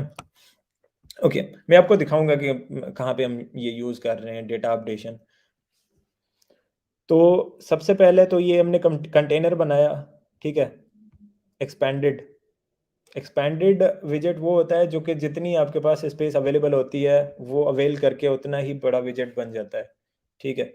एंड फ्लेक्स हमने दे दिया इसमें 1, क्योंकि हम नीचे दूसरा विजेट भी यूज़ कर रहे हैं at the 50% height of the device, right. तो कलर फिल्टर मैंने यूज़ किया डेकोरेशन इमेज में। ये कंटेनर है जिसको मैंने डेकोरेशन इमेज दी है, ये आपको जो पीछे दिख रही है क्लाउड्स वाली, और इसको मैंने थोड़ा डार्कर बना दिया है। अगर आप इसको रिमूव करना चाहो तो यू कैन, कलर फिल्टर का जस्ट आपने आर्ग्यूमेंट ही रिमूव करना है, तो ये जो है ना वो नॉर्मल आ जाएगी इमेज। लेकिन इससे विजिबिलिटी थोड़ी ख़राब हो रही है, तो मैं इसको ऐसे ही रहने देता हूँ। देन इसकी थोड़ी स्टाइलिंग है, स्टैक यूज़ किया है, क्योंकि ये क्या कहते हैं कि हमारे पास ये इसको टॉप पे रखना चाहते हैं हम, इन विजेट्स को इमेज के आगे शो कराना चाहते हैं, like they are stacked up, image के ऊपर ये विजेट्स पड़े हुए हैं, तभी हमने विजेट स्टैक को यूज़ किया है, स्टैक विजेट को। देन कंटेनर है हमारे पास, जिसमें ये हमें मेन्यू का बटन है, दिस वन, लेकिन अभी ड्रॉअर नहीं बना हुआ। अगर आप बनाना चाहो तो ये कोड मैं अपने गिटहब पे अपलोड करूंगा, बल्कि ऑलरेडी अपलोडेड है, तो आप डाउनलोड करके इसमें वेरिएशंस कर सकते हो। And this is the best thing, project based learning is the best thing. आपको काफ़ी सारी चीज़ें एक्सप्लोरेशन में ही समझ आ जाती हैं। ओके, फिर ऐप बार हमने बनाया है। ऐप बार यहाँ पे विजिबल नहीं है, खैर ट्रांसपेरेंट बना दिया है। तो ये बनाया क्यों है, आई जस्ट डोंट नो। अच्छा, इसमें हाँ मेन्यू का आइकन लगाया हुआ है। वेल, कंटेनर में अगर हम आ जाते हैं, तो ये कंटेनर बना हुआ है 100 की टॉप, इसकी जो है वो क्या कहते हैं पैडिंग है, मतलब स्पेसिंग। और इसमें हमने ये सर्च बार बनाया हुआ है। लाइक अब यहाँ पे मैं सर्च करता हूँ लाहौर, लाहौर का वेदर। जब मैं इसको सर्च करूँगा तो ये लाहौर की वेदर हमारे पास सामने आ जाएगी। तो बेसिकली होता क्या है, जब आप इसमें सबमिट करते हो वैल्यू, देखो ये जो टेक्स्ट फील्ड है ना, इसमें वैल्यू जाएगी, लाइक जो भी आपने बनाई लाहौर जैसे मैंने लिखा, तो ये वैल्यू जाएगी कंट्रोलर डॉट सिटी, उसको ये वैल्यू दे देगी कि लाहौर की जो है वो हमें अभी डेटा अपडेट करनी है। अब देखो ये जैसे हो गया ऑन चेंज्ड, जैसे ही हम इसको चेंज कर रहे हैं, लाहौर लिखा, तो ये डायरेक्टली अपडेट करता जा रहा है कंट्रोलर डॉट सिटी को। अब क्योंकि हमने इसको बाइंड किया हुआ है होम कंट्रोलर के साथ, that you can see we have this city parameter, तो ये सिटी वैल्यू जो सिटी फील्ड है उसको वहां पे मॉडिफाई करता रहता है। अब जैसे ही हम सबमिट करेंगे तो controller dot update weather method call हो जाएगा। So we are now focusing on what exactly happens. थोड़ा इंटीग्रेशन पे फोकस करते हैं। यूआई का आपको मैंने बेसिकली बता दिया, थोड़ा फिर भी ओवरव्यू दे देता हूँ। ये मैंने लोटी एनिमेशन यूज़ किया है, स्टैक यूज़ किया था, अभी ये कॉलम है, और यहाँ पे ये जो है ये लिस्ट व्यू है। You can use page view as well. तो ये हमारे पास सिंक फ्यूजन चार्ट है, जिसमें हम 5 डेज़ की डेटा देंगे तो ये हमें प्लॉट करके देगा चार्ट, ठीक है? तो जैसे ही हमने इसमें ये वैल्यू सबमिट की, तो ये अपडेट वेदर को कॉल करेगा। अपडेट वेदर है यहाँ पे कंट्रोलर, कंट्रोलर का मेथड। अपडेट वेदर जैसे ही मैं यहाँ पे इसको क्लिक करूँगा, जब ये रन होगा तो ये init स्टेट को कॉल करेगा। init state is this method. अब init स्टेट मेथड क्या करेगा कि get current weather data, get 5 days data. 5 days ये डेटा आ रही है हमारे पास और ये करंट डेटा हमारे किसी पर्टिकुलर सिटी के लिए, ठीक है? तो ये भी हम इसको देखते हैं, गेट करंट वेदर डेटा। अगर हमारे पास लाइक अब यहाँ पे मैंने फिर से ये क्यों चेंज कर रहा हूँ, ये चेंज करना था। अगर मैं फिर से मैं यहाँ पे कराची लिख रहा हूँ, तो यहाँ पे कराची की जो है वो डेटा आ गई, ठीक है? अब होता क्या है, वेदर सर्विस हमने यहाँ पे एक और सर्विस बनाई हुई है। मैं आपको वो उस पे भी हम आएँगे, लेकिन यहाँ पे देखते हैं, उसमें हमने सिटी का आर्गुमेंट पास किया and we are calling get weather data, ठीक है? लाइक होम कंट्रोलर में जो हमारे पास गेट वेदर डेटा पड़ा हुआ है, वो एक नॉर्मल एक इंटरफ़ेस की तरह यूज़ हो रहा है कि हम उसके थ्रू दूसरे एक मेथड को कॉल कर कर रहे हैं जिसमें असली काम हो रहा है, राइट? अब यहाँ पे ऑन सक्सेस में हम देख रहे हैं, ये पैरामीटर हम इसको दे रहे हैं कि जब ये हमारे पास डेटा आ जाए तो क्या करना है? तो ऑन सक्सेस में हमारे पास डेटा आ जाएगी एंड करंट वेदर डेटा को डेटा के साथ अपडेट कर देगा। एंड वहाँ पे हम जब हम प्रोवाइडर की बात कर रहे थे, we did talk about notify listeners. तो अब ये काम जो है ना, वो यहाँ पे अपडेट मेथड कर रहा है। Look how simple things are. और उसके बाद ये टॉप 5 सिटीज़ है, ये बस वो फॉर ईच मेथड इस पे रन हो रहा है और हर किसी के लिए सेम तरीके से डेटा रिट्रीव कर रहा है। 5 डेज़ डेटा भी get 5 days 3 hours forecast data. तो ये हमारे पास वेदर सर्विस में है। तो बेसिकली वेदर सर्विस हमारे पास इंटरमीडिएरी काम कर रही है हमारे डेटा मॉडल्स और हमारे कंट्रोलर के दरमियान, ठीक है? और कंट्रोलर इंटरमीडिएरी काम कर रहा है हमारे यूआई और इन सर्विसेज और इवन डेटा के साथ। होम कंट्रोलर, अब इसको हम थोड़ा-सा ज़्यादा एक्सप्लोर कर देते हैं कि जब ये मेथड हमारे पास कॉल हो रहा है, गेट करंट वेदर डेटा, तो उसमें क्या हो रहा है? तो weather service is the class which is responsible for bringing out the data. जो डेटा हमारे पास एपीआई से आ रही है, वो वेदर सर्विसेज के थ्रू आ रही है, जो भी हमने यहाँ पे कोड लिखा है। अब वेदर सर्विस है, वो भी एक हेल्पर क्लास की मदद लेगी, लेकिन हम यहाँ पे शुरू में देख लेते हैं कि वेदर सर्विस में हमें एक फील्ड है सिटी के नाम से। आपको याद होगा जब हम एपीआई की डॉक्स में जा रहे थे, तो वहाँ पे लिखा हुआ था कि किस तरह से हमें ये कॉल करना है। इस पर्टिकुलर मैं आपको दिखा देता हूँ, ओपन ओपन वेदर एपीआईज़ में जाएँगे आप, डॉक्यूमेंटेशन में वहाँ पे आपको लिखा हुआ है पूरा कि मतलब किस तरह आप एक्सेस कर सकते हैं वो API.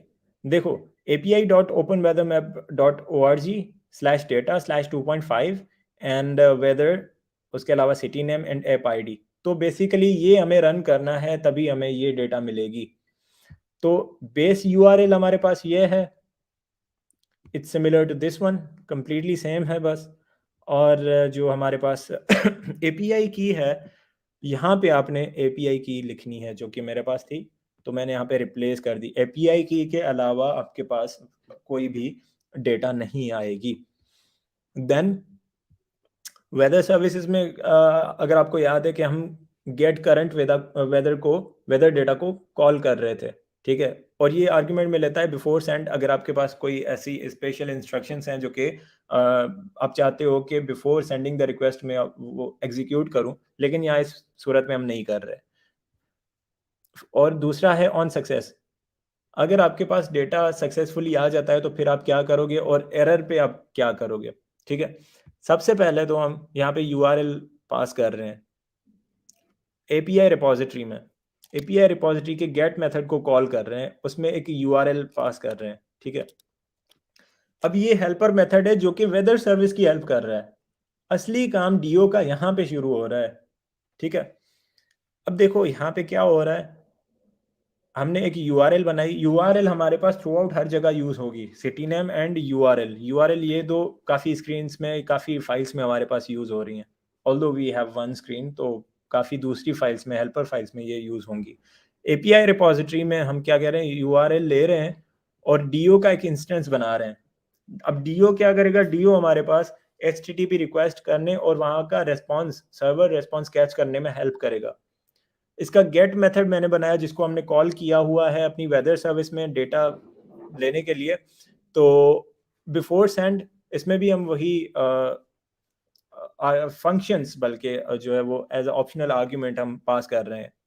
Before send, on success and on error, वो हमने जब पास कर दिए तो dio डॉट गेट एंड इस यूआरएल से अब यहाँ पे dio एक http रिक्वेस्ट फॉर्म करेगा एंड डॉट देन उसके बाद जैसे ही हमारे पास रेस्पॉन्स आता है तो ये चेक करेगा कि अगर हमारे पास ऑन सक्सेस का मेथड है, वो जब हमने अगर प्रोवाइड नहीं किया तो ये ऑन सक्सेस मेथड को रन करेगा ऑन सक्सेस, और उसमें रेस्पॉन्स का डेटा सेंड कर देगा। चेक करेगा कि अगर देखो यहाँ पे पॉसिबिलिटी है कि जब हम गेट मेथड को कॉल कर रहे हैं, मैं नहीं चाहता कि बिफोर सेंड जो मेथड है वो मेरा रन हो, तो मैं वो आर्ग्यूमेंट ही नहीं दे रहा। तो यहाँ पे ये चेक कर रहा है कि वो नल तो नहीं है, अगर नल नहीं है तो वो उन मेथड्स को कॉल कर रहा है। अब यहाँ पे इस मेथड को ऑन सक्सेस को रन कर रहा है with the response dot data, जो रेस्पॉन्स में हमारे पास डेटा आई ऑन सक्सेस मेथड को रन कर रहा है, जो कि हमने यहाँ पे पास किया था ऑन सक्सेस मेथड, राइट। और यहाँ पे जो है डेटा ये रिटर्न कर रहा है ऑन सक्सेस, और इसमें current weather data dot from JSON, और इसमें हम डेटा पास कर रहे हैं। अब क्या हुआ, हमारे पास यहाँ पे डेटा आ गई, ठीक है, डेटा सक्सेसफुली डीओ ने रिसीव की, इसने ऑन सक्सेस को ये पैरामीटर पास कर दिया कि ये डेटा आई है। That data is in the form of Jason, और जेसन बेसिकली एक स्ट्रिंग होती है, ठीक है। उसके बाद डेटा जैसे ही हमारे पास आई तो ऑन सक्सेस मेथड में हमने फ्रॉम जेसन में वो डेटा पास कर दी। अब ये जो है ये हमारे वेदर मॉडल में ये चीजें पड़ी हुई हैं। अब बेसिकली इस क्लास में क्या हो रहा है, करंट वेदर डेटा में हमारा जो जेसन से आई हुई हमारी डेटा है वो चेंज हो रही है एक डार्ट ऑब्जेक्ट में। ये देखो, ये हमारे पास ये सारी चीजें, ये कोऑर्डिनेशन सॉरी, जो कि आपको लोकेशन बताते हैं, उसके अलावा स्ट्रिंग, मेन वेदर, ये खुद कुछ क्लासेस हैं जो कि बनानी पड़ी थी, क्योंकि ये मल्टीपल वैल्यूज लाइक कोऑर्डिनेशन में हमारे पास लॉन्गिट्यूड एंड लैटिट्यूड होता है। तो आप कोड को खुद भी एक्सप्लोर कर सकते हैं, I have uploaded it on my YouTube. तो इसका एक कंस्ट्रक्टर है और एक नेम्ड एक फैक्ट्री फंक्शन है जो कि फ्रॉम जेसन, यानी अगर हम डायनामिक, यहाँ पे डायनामिक की मैं बात कर रहा था। डायनामिक, अगर आपको पता नहीं है कि what exactly is the type of the response या फिर किसी पर्टिकुलर चीज की, तो वहां पे आप डायनामिक यूज करोगे। तो हमारे पास जेसन है, ठीक है। जेसन अगर नल है तो भाई खाली इंस्टेंस रिटर्न करो, कोई डेटा नहीं आई। अगर वो नल नहीं है तो इसको इनिशियलाइज करो, जो हमारे क्लास है करंट वेदर डेटा की जो क्लास है उसको इनिशियलाइज करो विद दीज वैल्यूज जो कि हमारे पास सर्वर से आई हैं, ठीक है। इसके ऊपर फ्लटर का एक डॉक्स का चैप्टर है जेसन सीरियलाइजेशन के नाम से, वो आप ज़रूर चेक करिएगा। एंड यहाँ पे अगर हम देखें, ये कहाँ पे लिखा हुआ था, देन वाला मेथड, होम कंट्रोलर एंड मुझे याद नहीं आ रहा कहाँ पे था। वेल जैसे ही ये डेटा आपके पास आ जाती है, कंट्रोलर रिसीव्स इट। हम थोड़ा बैक जा रहे हैं, ठीक है। अब क्या हुआ, यहाँ पे गेट वेदर डेटा हुआ, और यहाँ पे जब सक्सेस मेथड हुआ ये हमारे पास वेदर सर्विसेज में गया। वेदर सर्विसेज ने हेल्प ली एपीआई की, जो थी वेदर एपीआई, या फिर एक मिनट क्या नाम था उसका, एंड देन मॉडल्स, मॉडल्स नहीं था, सर्विस, वेदर सर्विस, और वहां पे आप देखोगे API repository, sorry API repository की हेल्प ली यहाँ इसने। और एपीआई रिपोजिटरी में जो डेटा आई डीओ के थ्रू, वो हमारे पास वेदर सर्विस में आई। वेदर सर्विस ने उस डेटा को पास किया यहाँ होम कंट्रोलर में। होम कंट्रोलर में जैसे ही डेटा आ जाती है, ऑन सक्सेस मेथड कॉल हुआ तो वो जो करंट वेदर डेटा है वो डेटा के साथ अपडेट हो गई, एंड हमने अपडेट मेथड कॉल किया जिससे हमारी यूआई रीबिल्ड हो रही है। परफेक्ट। और उसके बाद आई गेस कि अभी तक आपको ये सारी चीज़ें समझ आ गई हैं कि how this applications flow works, ये पूरा फ्लो एप्लीकेशन का किस तरह हो रहा है। तो उसके बाद यूआई का मैंने आपको बता दिया कि हाउ दिस थिंग, अगर हम इसको एक्सप्लेन करने के लिए बैठ जाएंगे ना तो काफ़ी टाइम लगेगा, and we have around 435 lines of code. तो मुझे लगता है कि we should not dig it deeper. अच्छा, थोड़ा मैं आपको यहाँ पे इसका बता देता हूँ।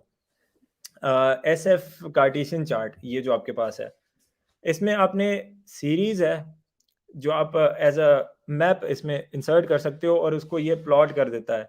इसके रिगार्डिंग एक पूरी वीडियो है, 2.5 घंटे की नहीं, आधे घंटे की, तो वो मैं शेयर करूंगा कि how to use Syncfusion charts in your applications. और उसके अलावा ये तो लॉटी एनिमेशन है जो कि मैंने यूज़ की है यहाँ पे। मॉडल्स की बात कर रहे थे। मॉडल्स सर्विस तो हमने देख ली, weather service, how weather service is working and acting as intermediary between controller and जो हमारे पास एपीआई से डेटा आ रही है। होम कंट्रोलर बाइंडिंग का कॉन्सेप्ट आपको अब क्लियर हो गया। होम कंट्रोलर में हमने ये देखा था कि गेट टॉप 5 सिटीज, तो यहाँ पे मैंने ये 5 सिटीज लिखी हुई हैं, इस्लामाबाद, जामशोरो, फैसलाबाद, लाहौर एंड बहावलपुर। और उसके लिए सिटीज डॉट फॉर ईच, मतलब हर वैल्यू के लिए मैं गेट करंट वेदर डेटा को कॉल कर रहा हूँ। जैसे हमने इस शहर की डेटा को रिट्रीव किया था, सेम हम इसी तरह से इन शहरों की भी डेटा को रिट्रीव कर रहे हैं।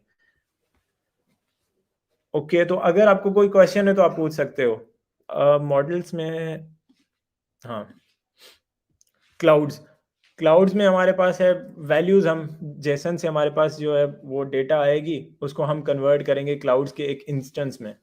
ठीक है, कि कितने क्लाउड्स हैं, लाइक स्कैटर्ड क्लाउड्स क्लाउड्स। तो ये इस तरह हम इसको इवेल्युएट करेंगे, what is the intensity of clouds, तो उस हिसाब से ये यहाँ पे आउटपुट हमारे पास आएगा, स्केटर्ड, ब्रोकन, या ये वो जो भी है। कोऑर्डिनेशंस, कोऑर्डिनेट का मैंने आपको बताया था कि we have two components, longitude and latitude. Using these two values आप वर्ल्ड के किसी भी कोने को आप एक्सप्लोर कर सकते हो, मैप पे शो करवा सकते हो।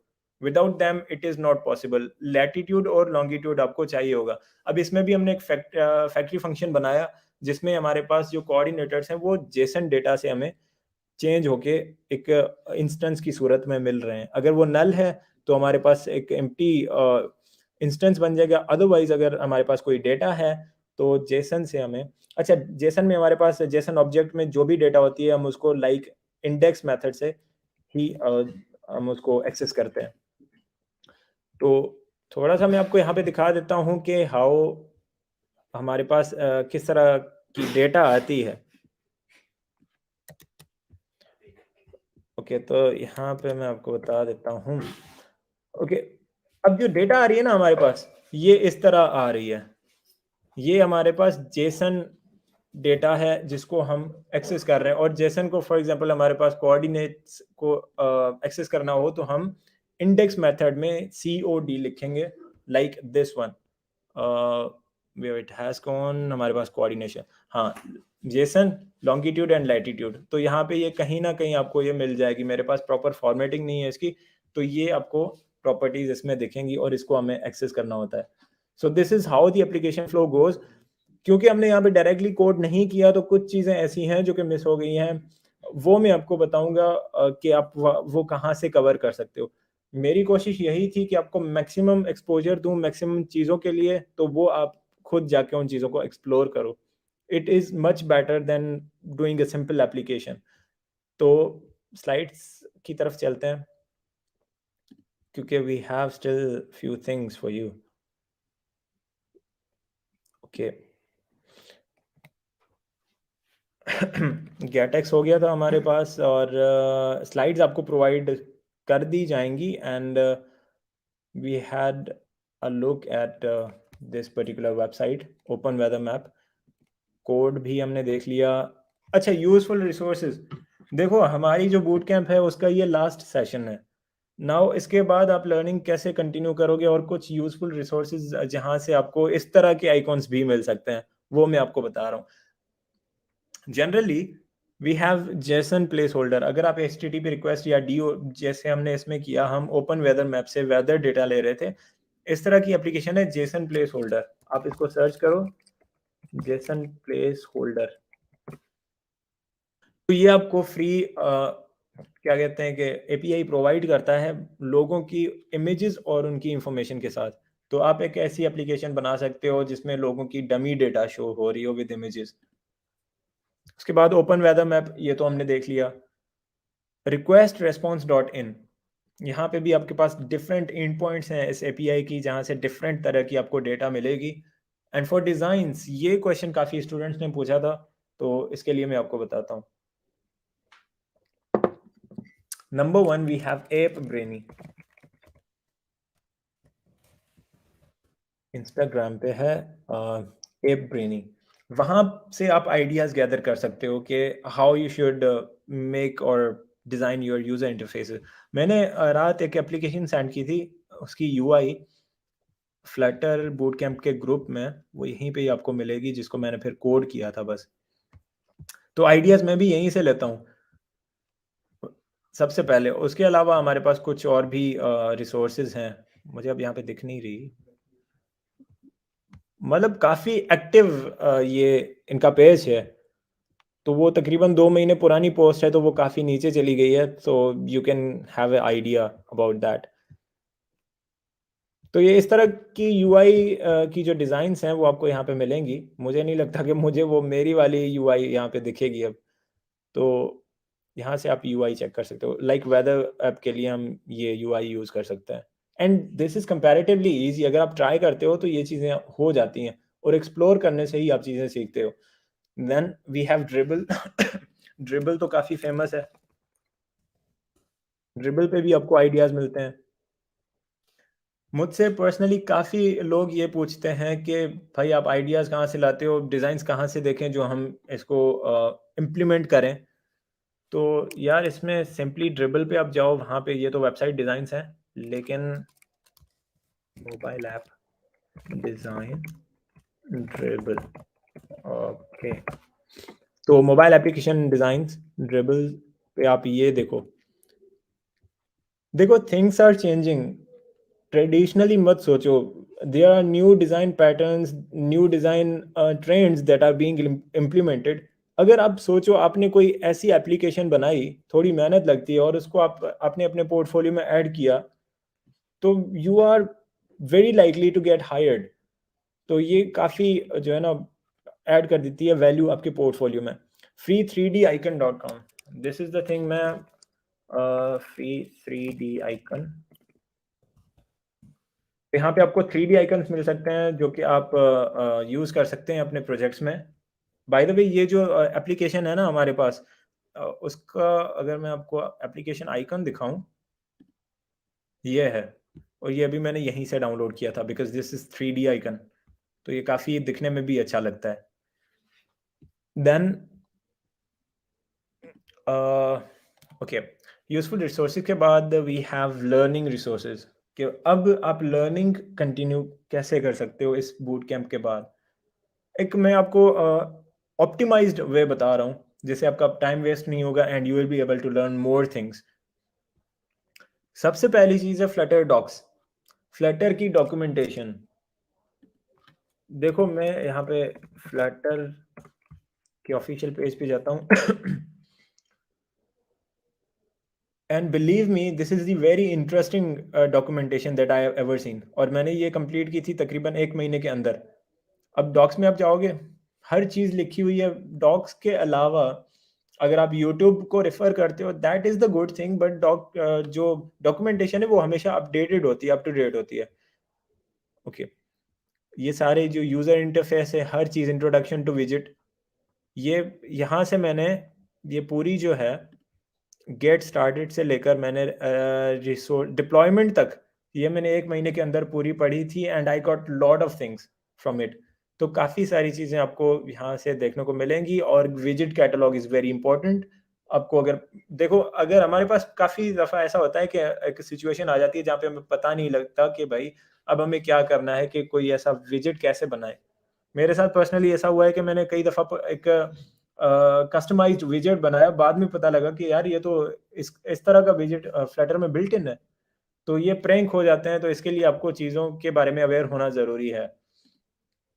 Then the complete boot camp by doctor Angela Yu, ये मैं ग्रुप में शेयर करूँगा, क्योंकि मैं यहाँ पे नहीं शेयर कर रहा ये कोर्स।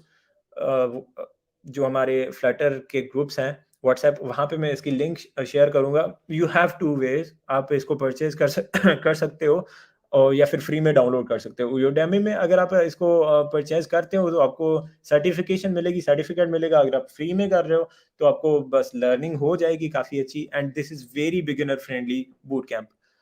उसके अलावा फ्लटर कोर्स बाय एकेडमाइंड, ये थोड़ी कॉम्प्रिहेंसिव प्लेलिस्ट है इसकी, मतलब कोर्स है पूरा। तो उसमें आपको हेलो वर्ल्ड जो काउंटर ऐप है, वहाँ से लेके आपको डिप्लॉयमेंट तक पूरी इन्फॉर्मेशन दे देता है कि how you can deploy your applications on app store और गूगल प्ले स्टोर। उसके बाद गूगल डेवलपर्स का यूट्यूब चैनल है, Google developers YouTube. YouTube API क्यों कर रहा हूँ मैं? वेल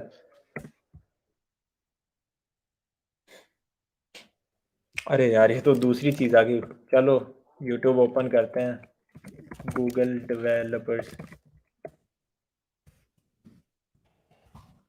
यार मैं नहीं चाहता था कि आप लोग देखो कि मैं कौन सा कंटेंट देखता हूँ यूट्यूब पे, तो देयरफॉर मैं डायरेक्टली खोल रहा था। खैर, Google developers, you can see this is the channel with 2.22 million subscribers. Subscribe करो और इसका बेल आइकन ऑन करो, बिकॉज़ देखो फ्लटर गूगल ने बनाया है, तो गूगल से बेहतर, गूगल के इंजीनियर से बेहतर आपको कौन पढ़ा सकेगा? और इनके फ्री कीनोट्स होते हैं, जो कि आप देख सकते हो। लाइक कल किसी ने मुझसे पूछा था कि अ, गेटेक्स, हाँ, सुबह मैंने गेटेक्स के बारे में सर्च किया था, गेटेक्स फ्लटर या फिर राइव था। हाँ, राइव जो भी, तो मैं इसको राइव लिखता हूँ यहाँ पे। राइव राइव एनिमेशंस होती हैं। तो ये इसका कीनोट है यहाँ पे। काफ़ी फन है इन कीनोट्स को देखना, बंदा बोर नहीं होता। और जिन्होंने ये बनाया है ना, ये प्लगइन, ये खुद इसका कीनोट कर रहे हैं, वहाँ पे डेमोंस्ट्रेट कर रहे हैं इस चीज़ को। तो इनसे बेहतर कौन बता सकता है आपको ये चीज़ें? फ्लटर कीनोट सर्च करो, फ्लटर कीनोट। ये चीज़ें देखो, अब बोर भी नहीं होगे, आपकी लर्निंग भी हो जाएगी। These are the things to watch. ये फ्लटर के बारे में हर चीज़ बताते हैं। ये एक इंटरैक्टिव कंटेंट है जो कि आप देख सकते हो without getting bored. I would highly recommend आप गूगल डेवलपर्स चैनल को सब्सक्राइब करो। उसके अलावा फ्लटर का ऑफिशियल चैनल है, आप इसको भी सब्सक्राइब करो। मैंने किया हुआ है, और इसका जो है वो नोटिफिकेशन भी ऑन किया हुआ है अपने पास। ओके, फ्लटर विजेट ऑफ द वीक। अच्छा, फ्लटर का जो यूट्यूब चैनल है ना, वहाँ पे विजेट ऑफ द वीक आप देख सकते हो। ये हर हफ्ते एक या 2 मिनट की वीडियो अपलोड करते हैं, और इसमें आपको हर हफ्ते न्यू विजेट के बारे में बताते हैं। How amazing is that! अब इतने सारे इनके जो है वो विजेट्स हैं, मोर देन 45 आई गेस इन्होंने वीडियोज़ पब्लिश करी हैं अपनी इस प्लेलिस्ट में। तो इमेजिन करो, आप 2-2 मिनट की आप वीडियो एक एक दिन में भी देखते हो, तो 1 डेढ़ महीने के बाद आपको मोर देन 40 विजेट्स के बारे में पता होगा, और आप उनको अपनी जो है डिज़ाइन्स में यूज़ कर सकते हो। इसके बाद फ्लटर विजेट of the week is extremely recommended Codepur, जो कि पवन कुमार का चैनल है। Pawan Kumar is Google developer expert in Flutter from India. उसके अलावा Reso Coder, Filled Stacks, these are YouTube channels. Fireship YouTube channel है। रॉबर्ट ब्रनहेज, ये भी एक जीडी है बंदा, फ्लटर का जीडी, वो आपको ये चीज़ें पढ़ाता है।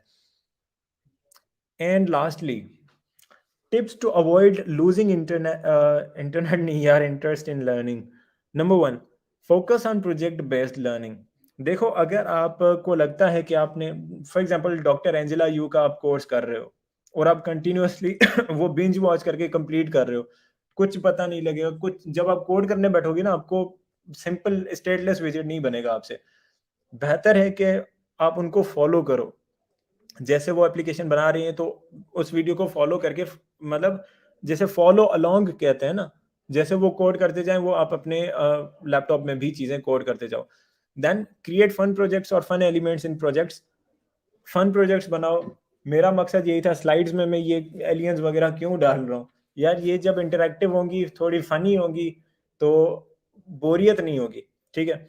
लाइक मैंने अपनी टू डू लिस्ट ऐप में वो लॉटी एनिमेशन लगाई थी, यू कैन यूज़ राइव एनिमेशंस, उसके बारे में मैं आपको बताऊँगा ग्रुप में। Don't worry about syntax, learn conceptually.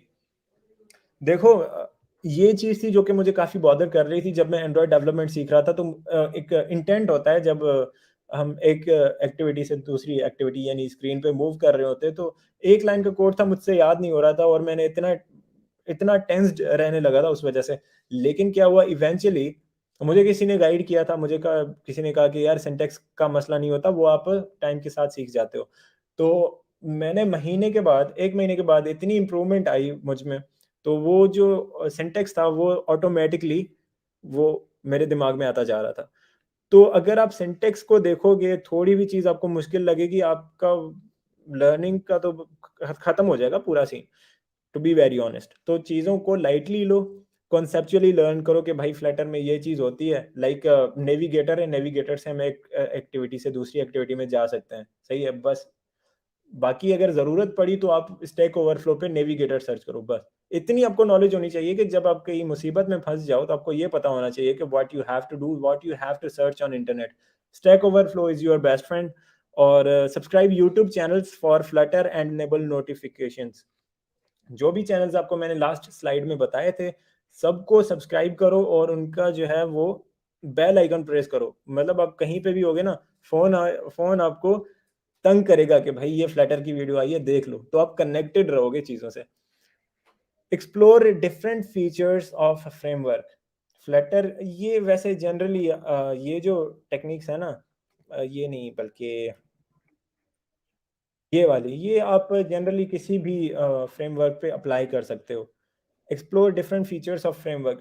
Flutter में बहुत सारे फीचर्स हैं, बहुत सारे विजेट्स हैं, उनको एक्सप्लोर करो और प्रोजेक्ट्स बनाओ। गिटहब को अपने एक्टिव रखो and this is the key point to get internship in Flutter. By the way इस वीडियो के एंड में मैं आपको बताऊंगा I have an opportunity, 2 Flutter internships या फिर इवन एक तो परमानेंट जॉब भी लग सकती है आप लोगों की। मुझसे आप रब्ता करो if you have Flutter experience more than 1 year. अगर 1 साल से ज़्यादा आपको फ्लटर का एक्सपीरियंस है, आप इंटरमीडिएट डेवलपर हो, तो I have opportunity for you people, तो आप मुझसे रब्ता कर सकते हो।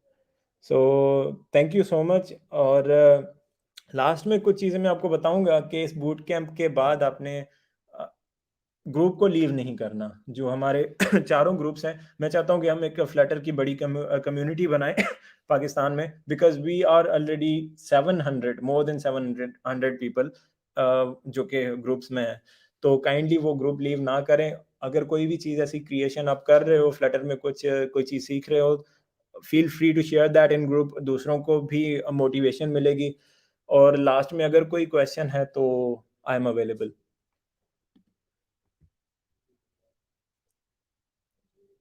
अस्सलाम वालेकुम। वालेकुम अस्सलाम। जी राशिद भाई, क्या हाल चाल है? यार ये बैकग्राउंड में नॉइसेज़ आ रही हैं। अच्छा अल्हम्दुलिल्लाह यार, कोई क्वेश्चन वगैरह? जी राशिद भाई, माशाल्लाह, सबसे पहले तो ये कि सेशन बड़ा ज़बरदस्त था आपका। थैंक यू, बहुत मज़ा आया। Thank you, thank you. मैं बिगिनर हूँ, ऐसे मुझे इतना कुछ समझ तो नहीं आया, लेकिन माशाल्लाह जो है ना, हाँ, लेकिन देखो बड़ी आपको मोटिवेशन मिल रही है। टर्मिनोलॉजीज़ पता लगी कि व्हाट इज़ हाँ जी, गेटएक्स, बिल्कुल। असिंक और वो अवेट क्या है। सो दीज़ थिंग्स बस यही आपको पता होना चाहिए। अब आगे जो है ना, आपको चीज़ें समझ आना शुरू हो जाएँगी खुद ब खुद। अच्छा, एक दो कंफ्यूजन जो है पूछ लूँ वो वाली। जी, जी, श्योर। ये आपका पहले तो ये कोड बड़ा ज़बरदस्त है, वो सजेशन दे रहा होता है आपको कि ये लिखना चाहिए, अच्छा ये लिखना यार, चाहिए, ये किस तरह हाँ, का है? असल में ये मैंने अप्लाई किया था गिटहब को-पायलट में, तो काफ़ी कम ही लोग होते हैं जो इस चीज़ में सिलेक्ट होते हैं, तो मैं भी 2 दिन पहले ही मुझे इसकी कन्फर्मेशन मेल आई थी and I am amazed by it. मैं थोड़ा-सा कोड लिखता हूँ, मेरा कंप्लीट कोड लाइक आप कमेंट में मेथड का नेम लिखो get data from this API, तो वो पूरा कोड आपको जनरेट करके दे रहा है। सो एट अ लर्निंग फेज़ में आपको बिल्कुल रिकमेंड नहीं करूँगा कि आप ये चीज़ जो है ना वो अभी इम्प्लीमेंट करना शुरू करो या फिर इस चीज़ को अच्छा अच्छा, फ़ॉलो ठीक है करो। ठीक है। हुँ, हाँ मतलब अट्रैक्टिव है, लेकिन एग्ज़ैक्टली, करनी नहीं। एग्ज़ैक्टली, बट मैं नहीं रिकमेंड करता। अगर आप एक अच्छी लेवल के फ्लटर बन जाओ तो this can save a ton of time. और ये ज्यादा एक्सटेंशन करने से कोई नुकसान तो नहीं होता VS कोड में? नहीं, नहीं ज़्यादा एक्सटेंशन अगर आप यूज़ कर रहे हो और आपके पास मशीन अच्छी है, तो सही हो जाता है। बट अगर मिनिमम रख रहे हो, फ़र्क तो पड़ता है, थोड़ा पड़ता है, इतना नहीं, क्योंकि ये जो एक्सटेंशंस होते हैं ना, वो कुछ केबीज़ के होते हैं या फिर फ्यू एमबीज़ के, तो इतना फ़र्क नहीं पड़ता। ठीक है। ओके। एक और बात है, जी, जी। ये आपका कोड बड़ा स्टाइलिश सा नजर आ रहा होता है, इज इक्वल टू और ग्रेटर देन का साइन, अरे हाँ, हाँ, दिस ये इज़ कैसे? Called font ligatures. मैं आपको ये बता देता हूँ, या तो मुझे स्क्रीन शेयर करनी पड़ेगी।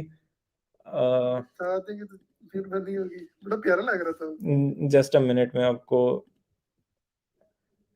ये जो है ना by default, 1 minute.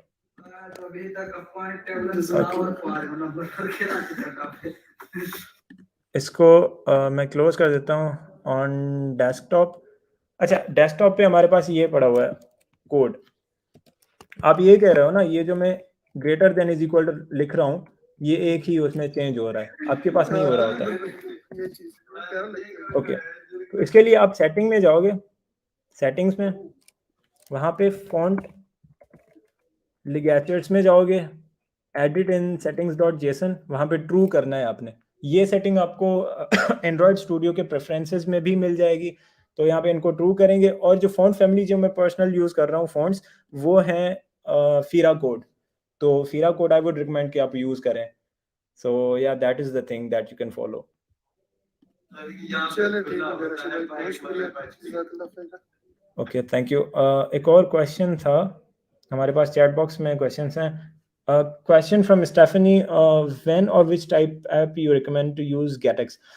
Well, this is not a clear cut answer of this thing. There may not be available, so it depends from application to application that which application sorry state management tool you are going to use. So yeah, it's totally a subjective question. You should give it a try. You should give getx a try and then see if it works for you or not. By the way, the Google recommends provider. I personally like getx. Okay, someone raised his hand. I can't see. Mohammad Kamran Nazir, I guess वो leave कर गए हैं अभी। मोहम्मद नहीं नहीं, हो इब्रार, गया राशिद जी भाई, जी, हो मोहम्मद गया। इब्रार। राशिद भाई आप अपनी एक्सटेंशन शेयर कर सकते हैं अपनी?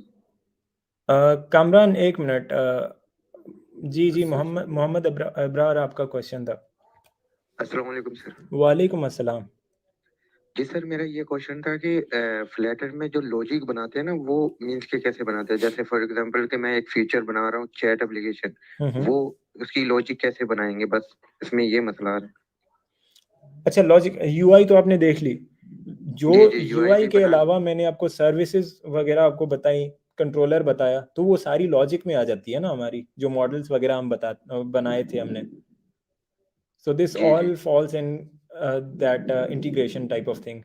तो इसका मैं इंशाल्लाह, आप मुझसे व्हाट्सएप पे रब्ता कीजिएगा, मैं आपको डिटेल्ड रिसोर्सेज शेयर करूँगा जहाँ से आप ये चीज़ें सीख सकते हो। ये एक अलग ही बड़ी टॉपिक है जिसको यहाँ पे हम डिस्कस नहीं कर सकते। ओके, मोहम्मद ठीक। मनान, गेटएक्स यूज़ करके ऐप साइज़ इंक्रीज़ नहीं होता, एंड इसका कोई सॉल्यूशन भी तो होगा ना? यार देखो, I don't think that app size increase नहीं होना is a problem. App size अगर इंक्रीज़ नहीं हो रहा, that is the good thing. या तो मैंने आपका क्वेश्चन नहीं समझा। वेल, अगर आपकी एप्लीकेशन का साइज़ जितना कम होगा, द बेटर द एप्लीकेशन। और okay, Abdullah Naeem, thank you. उसके अलावा can we get these slides after this session? हाँ, एग्जैक्टली, ये सेशन के बाद आपको स्लाइड्स सारी आपको मिल जाएंगी। एक इनकी GDSE IUB की वेबसाइट है, वहाँ पे आपको विजिट करना होगा। मोहम्मद कामरान नज़ीर का एक और क्वेश्चन था, राशिद भाई, how is your code giving you suggestion about the code? अच्छा, ये मैंने आपको बता दिया। And okay, perfect. So thank you so much guys for joining, और ग्रुप को लीव नहीं करना। And over to you Sharjeel.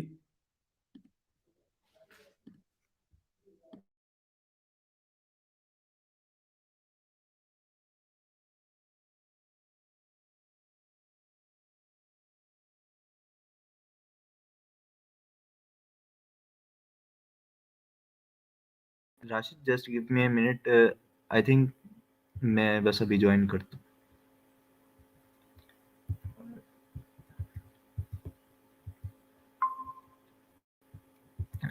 Rashid मेरी आवाज़ आ रही है सही? हाँ बट इको हो रही है। एक सेकंड बस। अब सही है थोड़ा?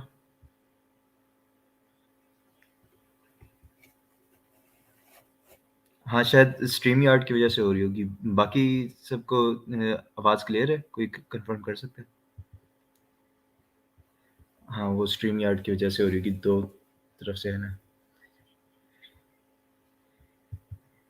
अच्छा, तो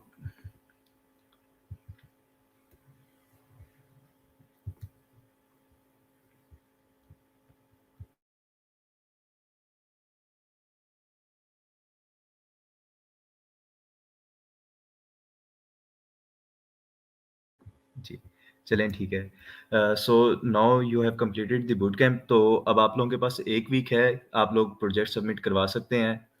we want you to build, तो जब जिस वक़्त भी आप लोग कुछ बिल्ड करते हैं तो ऑब्वियसली आप लोग काफ़ी कुछ सीखते हैं, तो सिर्फ़ लर्निंग से कुछ भी नहीं होता, यानी कि आप स्लाइड्स वगैरह देख के और इनसे काफ़ी कुछ आपको हेल्प हो जाती है।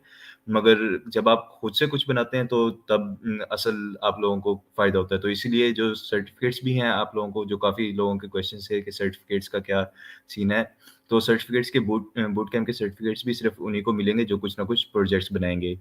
तो मैं आप लोगों के साथ वेबसाइट का लिंक शेयर कर रहा हूँ। यहाँ पे आपको स्लाइड्स भी मिल जाएँगी, प्रोजेक्ट्स सबमिशन भी जो लिंक्स हैं वो भी आप लोगों को मिल जाएँगे। तो ये आप लोग विज़िट कर सकते हैं। तो जो भी आप लोगों को हर वर्कशॉप के एंड में आप लोगों को वो दिए जाते थे, प्रोजेक्ट दिया जाता था कोई ना कोई, तो वो आप लोगों ने प्रोजेक्ट बिल्ड करने हैं और उसी की बेसिस पे आप लोगों को सर्टिफ़िकेट मिलेंगे। अब क्वेश्चन ये है कि अब बूट कैंप तो हो गया, इसके अलावा अब हमें क्या करना चाहिए? तो we have something big for coming for you from GDSC Pakistan. तो जीडीएससी पाकिस्तान की तरफ से हम लोगों ने एक कुछ प्लान किया है। सबसे पहले तो शायद आप लोगों को पता हो सॉल्यूशन चैलेंज का। किसी को आइडिया है सॉल्यूशन चैलेंज का? सॉल्यूशन चैलेंज क्या होता है? अ, चलो मैं थोड़ा-सा बता देता हूँ। सॉल्यूशन चैलेंज बेसिकली एक गूगल की तरफ से चैलेंज होता है, एक प्रॉब्लम सॉल्विंग का, जिसमें आप लोगों ने कोई ना कोई रियल वर्ल्ड सॉल्यूशन बनाना होता है अपनी जो भी कम्युनिटी में प्रॉब्लम है। तो हर साल एक थीम दी जाती है कि भई इस थीम के ऊपर बनाना है। जैसे पिछले 2 सालों से चल रही है सस्टेनेबल डेवलपमेंट गोल्स की। तो यूनाइटेड नेशंस के 17 सस्टेनेबल डेवलपमेंट गोल्स हैं। जिनके ऊपर आप लोग वर्क कर सकते हैं, कोई भी ऐप बना सकते हैं, कोई वेबसाइट बना सकते हैं, गूगल की कोई भी टेक्नोलॉजी यूज़ करते हुए आपने टेक बेस्ड सॉल्यूशन देना है उन सस्टेनेबल डेवलपमेंट गोल्स को जो पूरा करता हो। इन गोल्स में नो पॉवर्टी आ जाता है, क्वालिटी एजुकेशन आ जाता है और इस तरह की काफ़ी चीज़ें आ जाती हैं। तो आप लोग इसमें भी पार्टिसिपेट कर सकते हैं। पाकिस्तान की तरफ से सैडली बहुत कम पार्टिसिपेशन होती है हर साल। तो इस दफ़ा आप लोगों ने बूट कैंप जॉइन किया है, तो आई होप कि आप लोगों को काफ़ी नॉलेज हो गया होगा। सो वी वांट कि आप लोग इसमें पार्टिसिपेट करें। सेकंड थिंग कि हम लोग इसी से रिलेटेड एक हैकाथॉन ऑर्गेनाइज़ करवा रहे हैं। ये हैकाथॉन भी जीडीएससी पाकिस्तान की तरफ से है। वो जो पहले सॉल्यूशन चैलेंज था, वो ओवरऑल होता है, यानी कि फ्रॉम ऑल द कंट्रीज हर कोई पार्टिसिपेट करता है, हर कोई compete करता है। उसके जो भी compete करते हैं उनको गूगल मेंटोरशिप भी प्रोवाइड करता है, उनको प्राइज पूल भी होता है और सब कुछ होता है। लेकिन जो सॉल्यूशन फेस्ट है जो कि पाकिस्तान के जीडीएससी की तरफ से हो रहा है, वो उसमें हम लोग पाकिस्तान की तरफ से ही हम लोग मेंटोरशिप भी प्रोवाइड करेंगे इंडस्ट्री एक्सपर्ट से, जो भी वो होंगे, प्राइज पूल भी होगा और ये सब होगा। तो अ, इस हैकाथॉन की थीम भी बेसिकली वही है जो सॉल्यूशन चैलेंज की है। सॉल्यूशन चैलेंज की थीम यानी कि वही 17 सस्टेनेबल डेवलपमेंट गोल्स हैं। तो आप लोग इसमें भी पार्टिसिपेट कर सकते हैं। मैं इनके लिंक्स भी शेयर कर देता हूँ आप लोगों के साथ। वेबसाइट को आप विज़िट कर सकते हैं, आप सोशल मीडिया पर आप लोग फॉलो कर सकते हैं फॉर द अपडेट्स। अभी तक हमने ये अनाउंस नहीं किया है हैकाथॉन, ये सिर्फ़ फ्लटर बूट कैंप कम्युनिटी के लिए मैंने सबसे पहले अनाउंस कर रहा हूँ कि आप लोग इस पे लाज़मी पार्टिसिपेट करें, क्योंकि आप लोगों ने काफ़ी हमारे साथ सीखा होगा। आई होप कि आप लोगों को काफ़ी कुछ सीखने को मिला है। तो इसमें आप लोग पार्टिसिपेट कर सकते हैं कि जिस वक़्त आप रियल वर्ल्ड प्रोजेक्ट बनाते हैं ना, बेसिकली उस वक़्त आप काफ़ी कुछ सीखते हैं। जब एक चैलेंजिंग काम होता है ऑब्वियसली, लेकिन सीखने को भी बहुत कुछ मिलता है। तो इसमें हेल्प करने के लिए हम लोग आप लोगों को मेंटोर्स प्रोवाइड करेंगे। इसमें भी यही सीन है कि आप लोगों ने अपनी टीम्स बनानी है। बेसिकली सॉल्यूशन फेस्ट जिस तरह सॉल्यूशन चैलेंज में होता है, आप लोग अपनी 2 से लेके 4 लोगों तक की टीम बनाते हैं। तो आप लोग अपनी टीम्स बनाएँगे, आप टीम वर्क में काम करेंगे और एक कोई ना कोई एक सॉल्यूशन प्रोवाइड करेंगे जो कि आपका यूनाइटेड नेशंस के 17 गोल्स अचीव करने में हेल्प करे। तो उस जो ये आप लोगों की ऐप होगी या वेबसाइट होगी, जो भी आपका सॉल्यूशन होगा, उस पे हम लोग इंशाल्लाह आप लोगों को अच्छे प्राइज़ेज़ मिलेंगे हमारी तरफ से। और वही सॉल्यूशन फिर आप आगे गूगल को भी प्रोवाइड कर सकते हैं, गूगल सॉल्यूशन चैलेंज में। यानी आप लोगों की एक प्रैक्टिस हो जाएगी, एक प्रैक्टिस हैकाथॉन है। आप इसके बाद गूगल सॉल्यूशन चैलेंज में जिस वक़्त जाएँगे तो आप लोगों के पास ऑलरेडी ऐप भी होगी और आप उसको फिर गूगल की तरफ से मेंटरशिप करके लेकर और उसको और ज़्यादा अच्छा कर सकेंगे। ये लिंक्स मैंने आप लोगों के साथ शेयर कर दिए हैं, आप लोग इनको विज़िट कर सकते हैं। और मैं क्या नाम है, ये जो फ्लटर के बूट कैंप्स हैं वाले ग्रुप्स हैं, उनमें भी जिस वक़्त इवेंट रिलीज़ हो जाएगा तो उस वक़्त भी मैं आप लोगों के साथ शेयर कर दूँगा ये। अभी तक इवेंट रिलीज़ नहीं हुआ bye the way, spoiler alerts और आई होप लोग माइंड ना करें फ्रॉम आवर टीम के पहले ही मैंने अनाउंस कर दिया ये। तो थर्ड थिंग के ये जो फ्लटर के बूट कैंप्स वाले ग्रुप्स हैं, तो आई वुड हाईली रिकमेंड कि आप लोग इसको बिल्कुल भी ना छोड़ें, आप लोग इसमें एक्टिव रहें। और हुँ, हुँ, हुँ।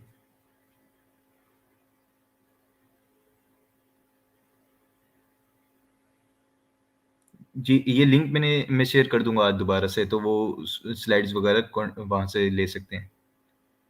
या फिर अलग से स्लाइड शेयर कर दूँ आप कह रहे हैं? चलो ठीक है। चलो ठीक है। वो वेबसाइट पे एक्चुअली मैंने सारा वो किया हुआ था ना कि उनको सब मिल जाएँगे, स्लाइड्स भी मिल जाएँगी, प्रोजेक्ट्स के लिंक्स भी मिल जाएँगे। चलें ठीक है, मैं वो भी शेयर कर दूँगा स्लाइड्स अलग से। तो इन फ्लटर के जो बूट कैंप्स वाले ग्रुप्स हैं, अब वो एक फ्लटर कम्युनिटी बनने वाली है। हम लोग ये चाहते हैं कि हमारी टीम भी राशिद भी होंगे और हमारी टीम बाकी जो भी हैं, वो भी होंगे। आप लोगों को जो भी प्रॉब्लम्स आती है वो शेयर करें और हम चाहते हैं कि आप लोग खुद से भी जिनको प्रॉब्लम्स का सॉल्यूशन पता है, वो आप एक-दूसरे की हेल्प करें। सिर्फ फ्लटर नहीं, हम कोशिश करेंगे कि आप लोगों को दूसरी टेक्नोलॉजीज़ की तरफ भी इंट्रोड्यूस करें, तो ख़ास तौर पे स्पेशली ये फ्लटर के ग्रुप्स ही रहेंगे, ताकि फ्लटर में जितनी भी लोग इंटरेस्टेड हैं, वो यहाँ पे जॉइन कर सकते हैं और उसमें स्टे कर सकते हैं। And in the end I would like to thank everyone for joining this boot camp. I hope कि आप लोगों को काफ़ी कुछ लर्न करने को मिला होगा। We also learned a lot of things from this. Thank you from my side, and especially thanks from my team. And I would like to highly thanks to all the speakers, especially Rashid, for conducting this boot camp. Rashid ने I think दो workshops लिए और बाकियों में भी काफ़ी help की है। तो all the speakers and Rashid, thank you. और जितने भी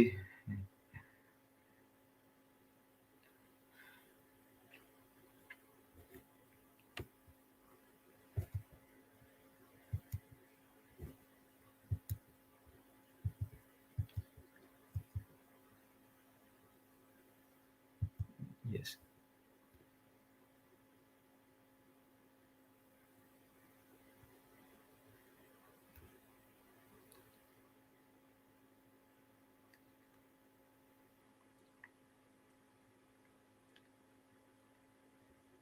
एंड थैंक यू राशिद।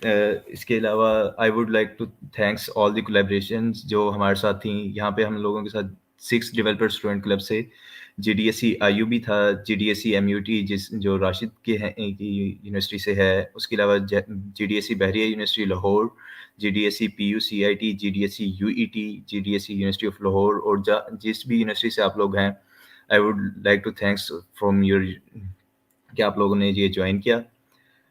और इस इवेंट को पॉसिबल बनाया। आई होप आप लोगों को काफ़ी कुछ सीखने को मिला होगा और इसके अलावा अगर आप लोग कोई फीडबैक शेयर करना चाहें तो आप लोग शेयर कर सकते हैं।